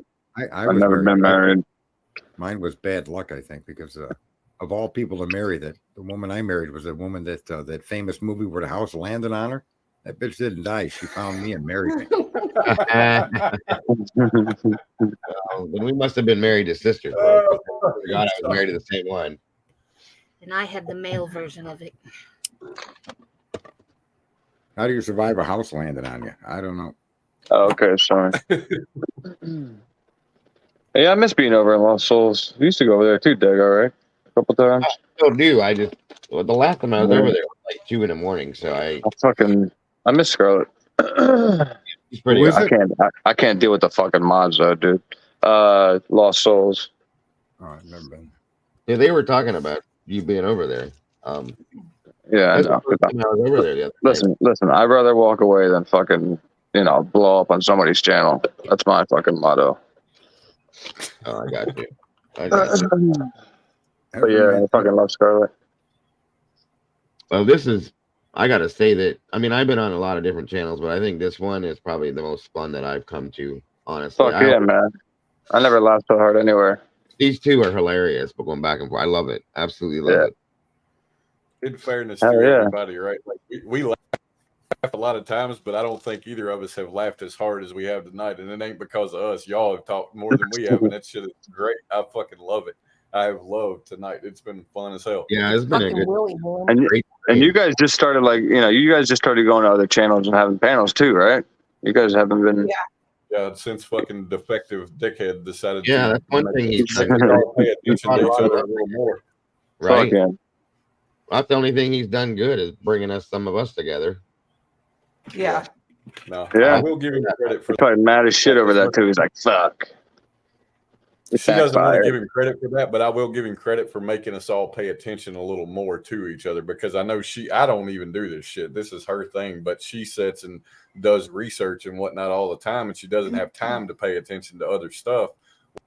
Because I'll click on it, but a lot of stuff doesn't come up in the feed, And now we're all sort of paying attention and talking to one another, and it's great. I like it. Yeah. Y'all heard that? This is So my it should thing that be. I do. And him and Sarge the other night going 8 hours. Yeah, I saw that shit. Good conversation. That's all I can Yeah, say. that was a marathon for sure. Hell, we It did was that. only 7 hours. She's exaggerating. But the one I did the other night was what, 9 hours, I think. I did 9 hours before. That was only the second time I did it though. That was We crazy. hadn't gotten to that point yet. I think we did 7 hours and like 56 minutes the other night, and it's like, what the fuck? Really? Yeah. It was awesome to hear your voice again, Draw. I haven't seen you in a long time. Oh, did she already drop? No, she's muted. No, I'm still here. I'm just listening. There you No, I've just been so busy with work, and I think I took a little break away from the whole Idaho thing because it just got really depressing, to be honest with you. I just think that I don't know. I just think it's just like evil. I really feel like it's evil, and I got sick of it. With the Idaho? Yeah. So you think you did it or no? No.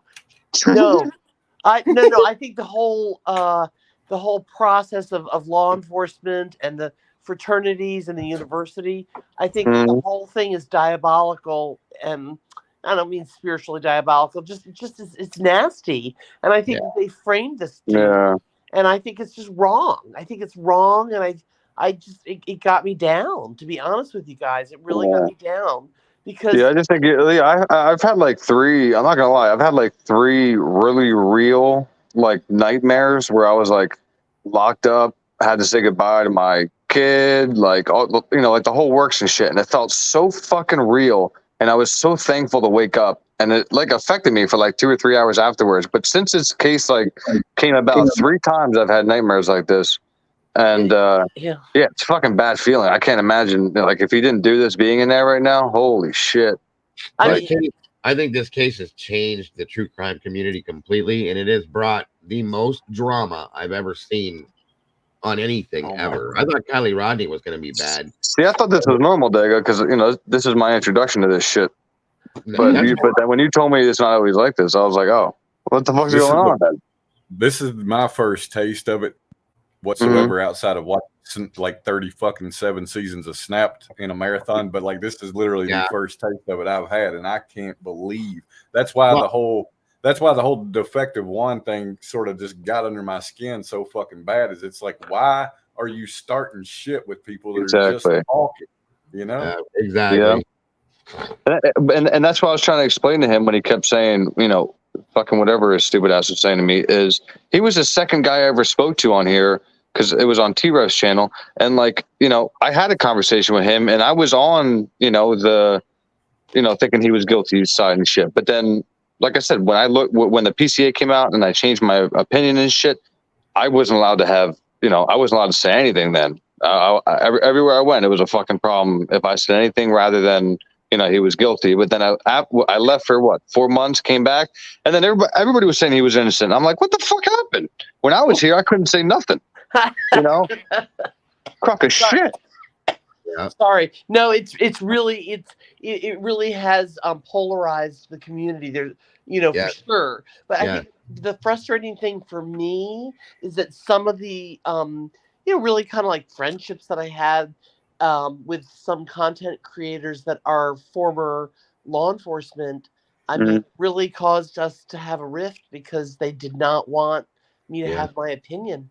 Oh yeah, no, all of them that have to do with law enforcement, they have a one. No, if you say anything that fucking law enforcement did something wrong, they'll flip out. It's crazy. They did, and then I was no longer welcome as a guest on their channels. And sometimes I wonder about that too.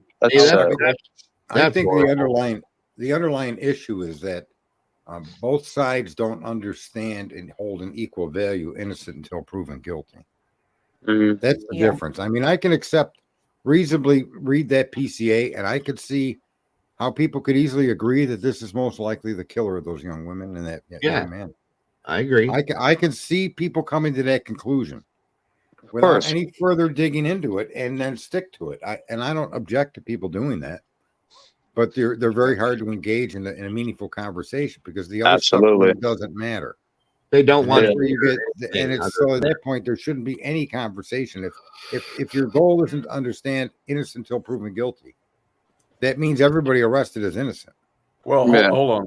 I got to throw one thing out there though. I think if your goal is to not understand the other party speaking, then the conversation's probably over before it ever started, regardless. Before proven guilty. That's a perfect way to put that too. Perfect way to put that.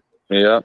And there's a lot of people I've noticed that come into this, like they come into it hot, if you know what I'm saying. Like they're automatically on the defense, regardless of what you're going to say, they already have their mind made up. So it's like, well, that's and that's one of the reasons I won't go, you know, I don't really want to go back on panel over in Lost because that chick KT came up.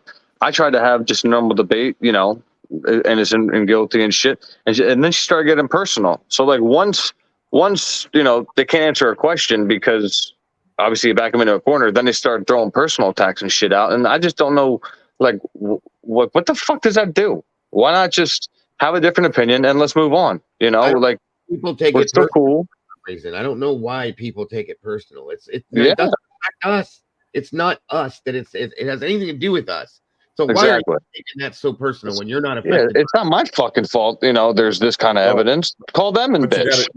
You got to consider the source that's taking it personal and really evaluate that, right? And in terms of people that are ex-LE that take it personal when you go against LE, then I wonder is the reason that they get offended or take offense to the argument because they're trying to use their LE as their credibility to have a voice, right? Is that the way that was, Willie? What? Who was the person, the name that you said? Oh, I think that bitch name is KT or some shit. She used to come into my streams. I wondered what happened to her. Yeah, fuck that bitch. She never somebody in the chat room said, if you're innocent till proven guilty, why are you held in jail then? And there's a multiple amount of reasons why that can be.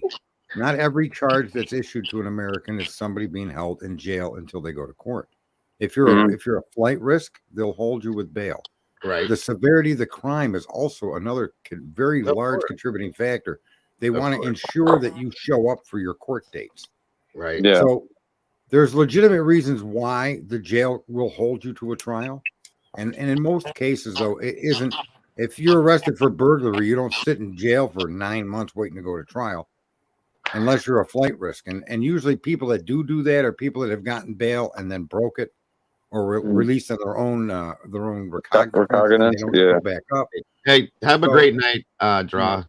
It was great. Okay. I just wanted to say one other quick thing is that I think that this case. Hello.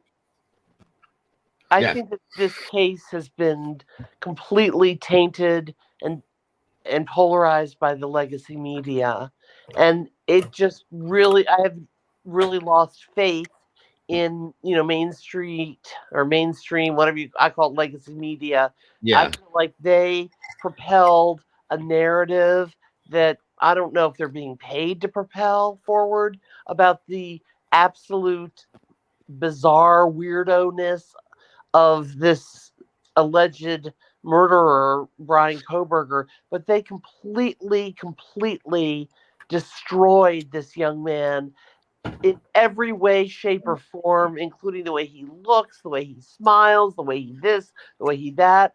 And it's like they crucified him. And I really, honestly, I think it's disgusting that our legacy media is allowed to, to proffer a narrative that basically destroyed this man, even if he's found to be innocent. I find it very sad. That's what I said. Even if he's found innocent, he can't go anywhere. No, his life has been destroyed. Exactly. And we're going to Dubai. And doesn't that make you want to question? Here's a question that I think should surround. I'm hitting him up if he gets The media gets away with doing that, but if you start talking like that about someone else that you're suspected connected to a particular crime, you could be sued for that. Yeah. But yet the media can run around and destroy. Let's say Brian Kohberger is found not guilty, or it's dismissed, or whatever. That man's life is basically tainted for the rest of his life. Where's he going to go? Right. I'm wondering how he's feeling in there right now. Like if he's confident, if he's scared. Like I'm wondering how he's feeling. And that's why I want to figure out how the hell I can get like his email, or like how these crazy chicks that like writing prisoners and shit, how they contact him, because I want to. I want to write him. Or just write to the jail. There's Right to the jail. Isn't he in a county jail there? Yeah, he should have a tablet and all that. So I can just send him an email. As soon as he sees my name, he's gonna know who the fuck I am. I'm just curious if he'll if he'll actually talk, or if he probably won't, but maybe he could use some moral support. Well, I mean, I know what I know some shit I can say to try to strike a chord. So I'll see if I can get some kind of response and see what happens. But worth a shot. That would be interesting as hell, actually. Fuck it, why not, dude? So anyway, I'm gonna jump off. I thank you so much, guys, for letting me come up. Have a great night. Yeah. Like I said, it's wonderful seeing you, Draw. You have to catch up with us and pop around more often if you can. I will. Once I think the New Year's here, and I'm recuperating now from my COVID. So yeah, I hope you feel better. That's horrible. Thanks.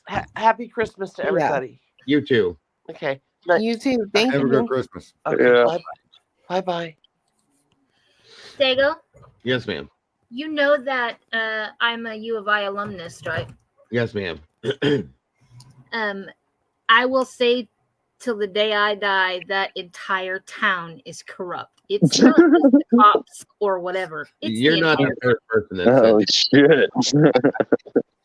Is it the church too? Because I've been saying shit about the church. You know who Molly is. I was growing up, there used to be a pizza place there.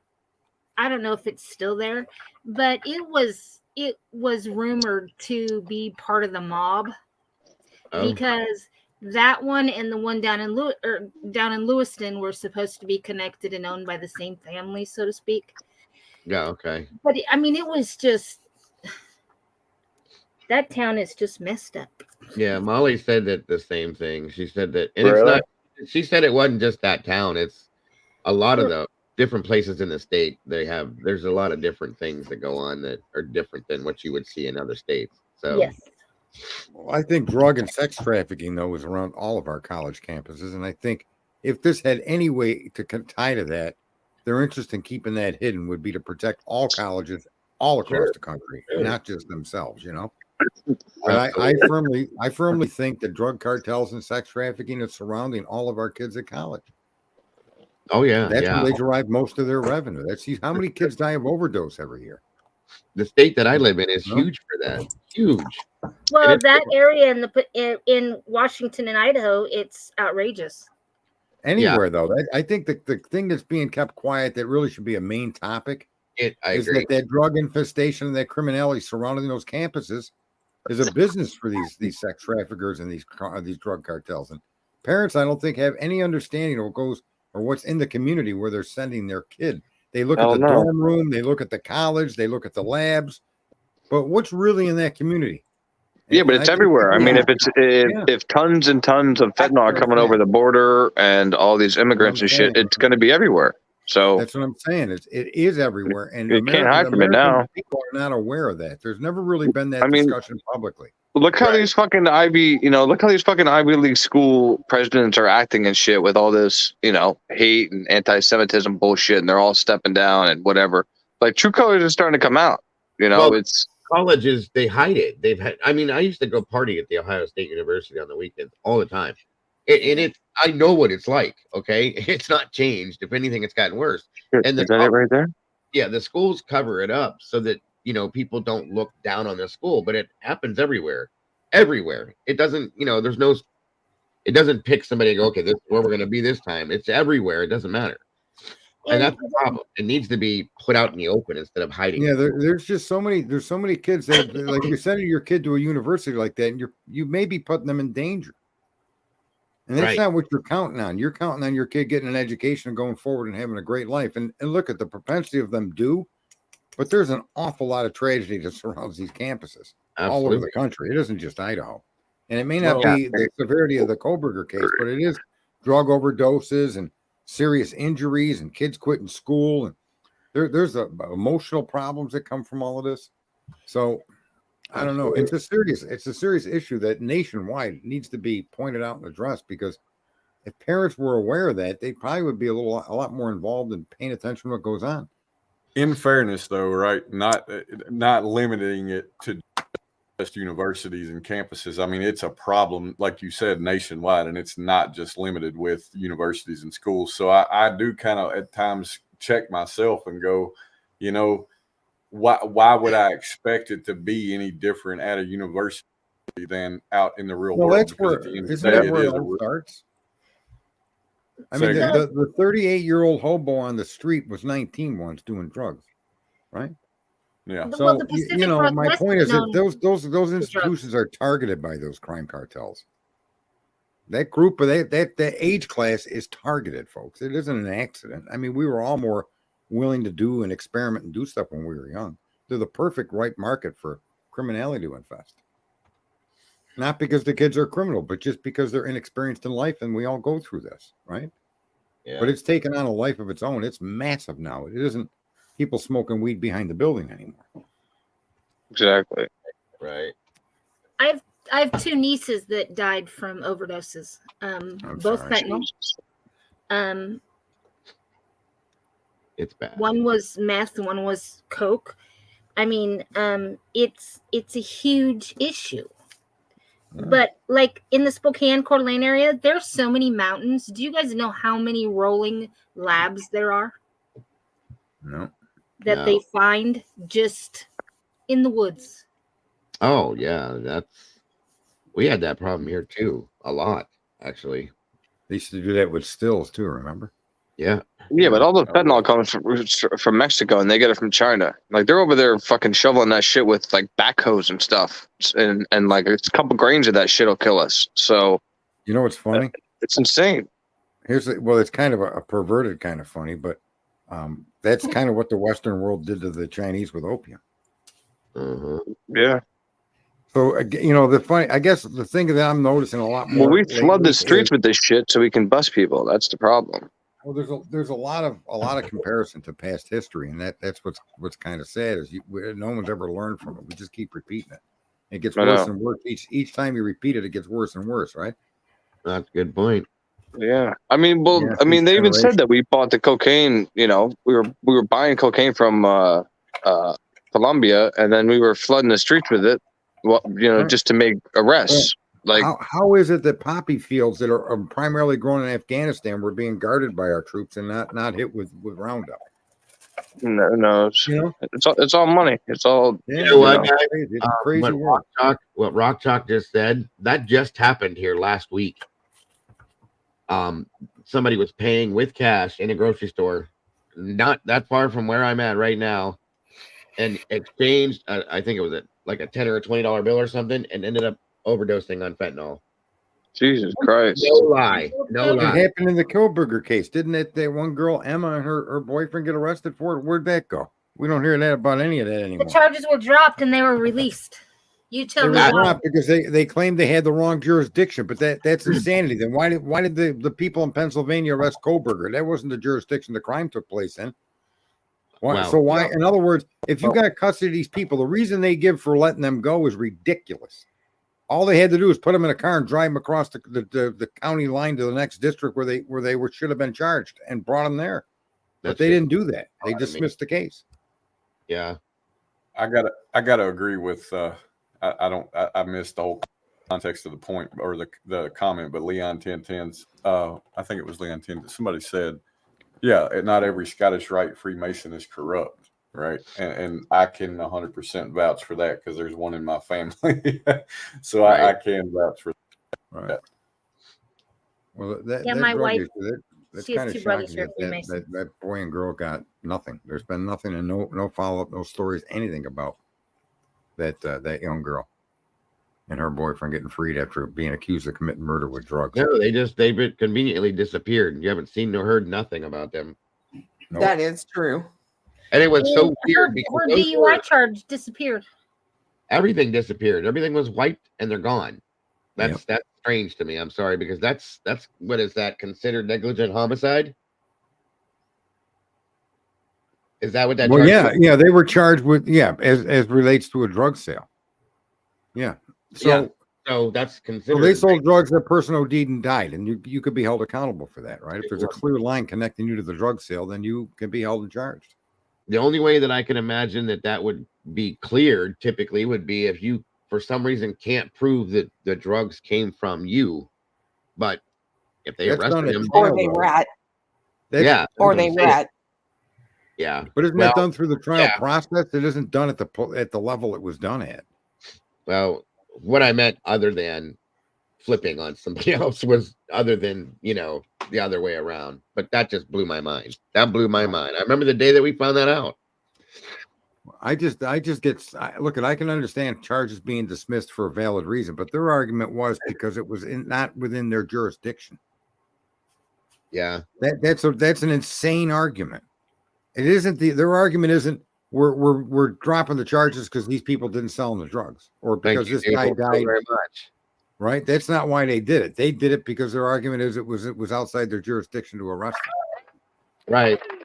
Right. So okay, that if that's your excuse, it's just to me, I thought those people for the longest time were informants, her and that boyfriend of hers. Yeah. I don't think they were flipped. I think they've been informants for a long time. I still think they are. Yep. A lot of people have said that. I've heard that quite often, actually. But I think they're federal informants. Yeah, that could be. And when they were arrested outside of a jurisdiction, that's because they didn't have access to knowledge that they were informants. Well, I think Mr. Koberger is a federal informant as well. That would explain why they got away with and get away with so much stuff. Yeah, I don't know. I'm just theorizing, but the truth, the facts are they were arrested for the killing of a kid by selling them drugs, and then they were released because of a jurisdictional issue. Like, oh, okay. Was it fentanyl? They had that huge drug bust over there not that long after what happened. What was it? The last thing was, it wasn't related to Emma, but the other baby, wasn't it?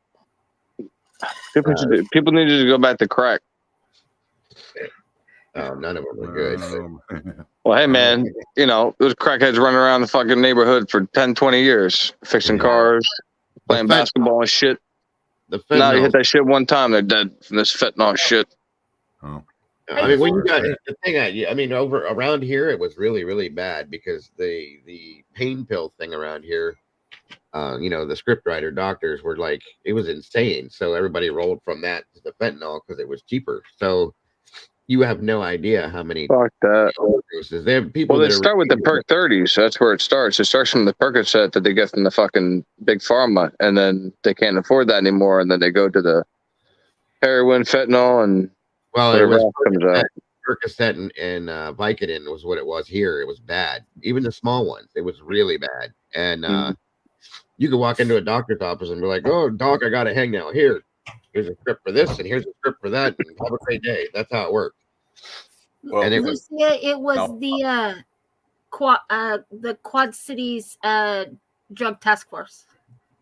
yeah. I'll just throw out my tinfoil hat mindset on this, right? If drugs were invented to cure problems, the pharmaceutical companies would be out of business. And then I watch advertisements for pharmaceuticals over and over, and I wonder why, right? And then we wonder why there is a drug problem with script writing. Well, it makes you wonder too. It makes you wonder if there are cures for things in some sense. Well, I'm going to say, do you guys even know how the pharmaceutical businesses were started? You don't even know, do you? Not really. I don't. I'll tell you how it was started. And you could verify this. This is the truth. The gentleman that had all of the oil, what was his name? He controlled all of the oil. Not the It wasn't Rockefeller. Was it Rockefeller? Anyway, Was it Rockefeller? Rockefeller? listen. When they understood through chemistry that petrochemicals could produce drugs, he forced the government and got senators and congressmen to vote, okay, to pass a law that was now what was going to happen. In other words, all of your natural healing things that were in trees or in plants were not standard medicine. It was all going to be based on the science of petrochemical pharmaceuticals. That's how this all started. Yeah. This all comes from the oil barons. That's why you have, for all your pharmaceuticals, many people don't know, many do, are based on petrochemicals. Okay. That's where they're creating these drugs from. And that's how this happened. Prior to petrochemicals, there were, they say witch doctors or Indian doctors, whatever you want to call those guys around the world that took care of people with different means, with plant-based stuff that no longer exists in America because of the petrochemical industry. They drove this they created the pharmaceutical industry out of thin air with science. And then all of a sudden, boom. That's why we're locked into this. And you're seeing what the lengths they'll go to sell their drugs, right? I get a kick out of the one that says you could take this, and one of the reactions is an infection of the perineum. Does anybody know what that is? The what? Fatal infection of the perineum. Do you know what that is? Yeah. Absolutely. That's your taint. That's that area between your asshole and your dick. Okay. Yeah. Can you imagine getting an infection there that's fatal? I didn't even know you could get infected there. You can get infected. How do you infect your taint? It taint here and it taint there. How about some of these drugs that are for bipolarism and for depression that cause tardive dyskinesia? Okay, which are uncontrollable reflexes of your body. Your arm will fly somewhere. You'll drop a pan of hot water, or your eyes will flicker, or your cheeks will stick out. You get all these uncontrollable twitches. Now, let me ask you, if you're depressed and you get an antidepressant to relieve you of your whatever brought you to need the depressant, and then the depressant makes your body twitch uncontrollable, right? And it's not going to go away, and there may be medication to help you. There may not be. Aren't you going to be depressed again, even worse? Right? Yep.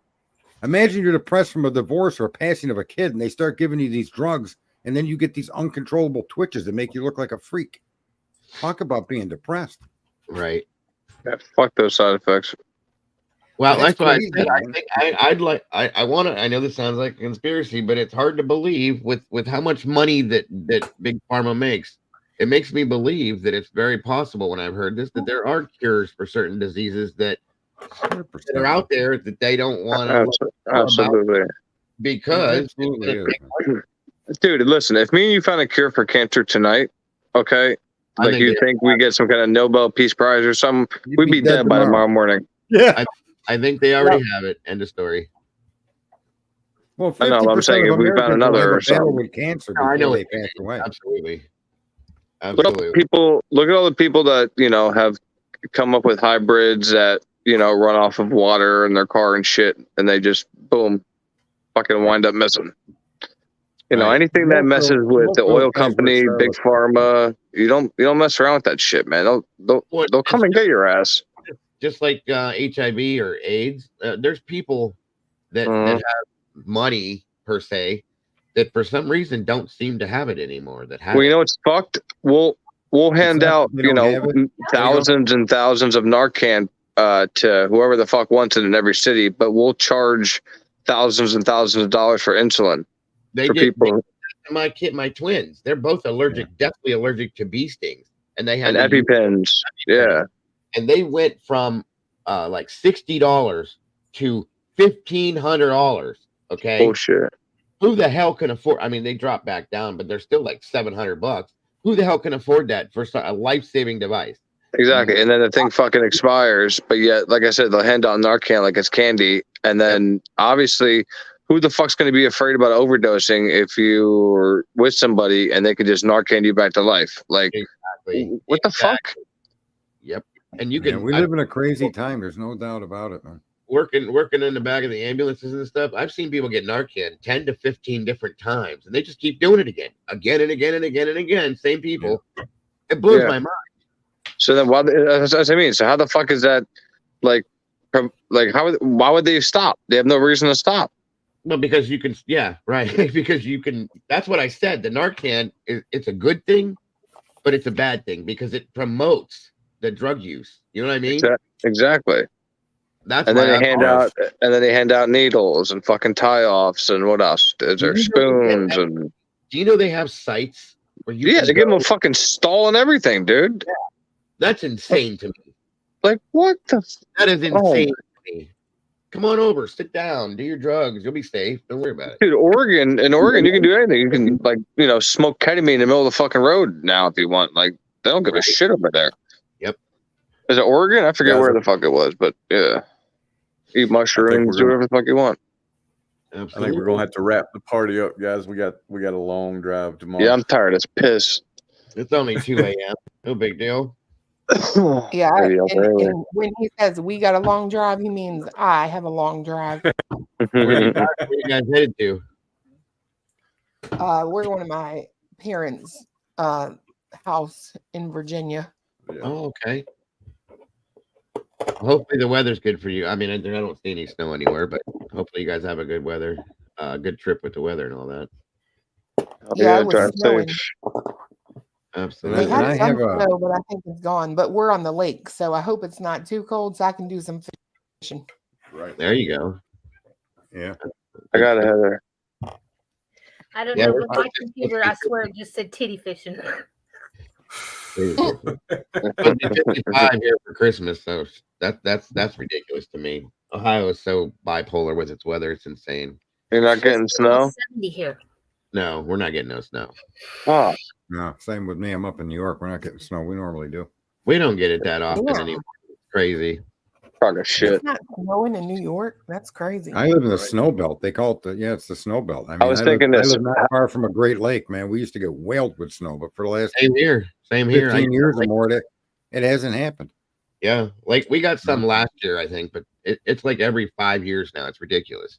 What do you think about this business? What do you think about driving around with a trailer and like a big pickup truck, right, with a snow blower that blows snow, and then for years that it doesn't snow, you just go door to door and charge people like $50 to $100 to blow a whole bunch of snow in their front yard for their kids to wake up to white Christmas.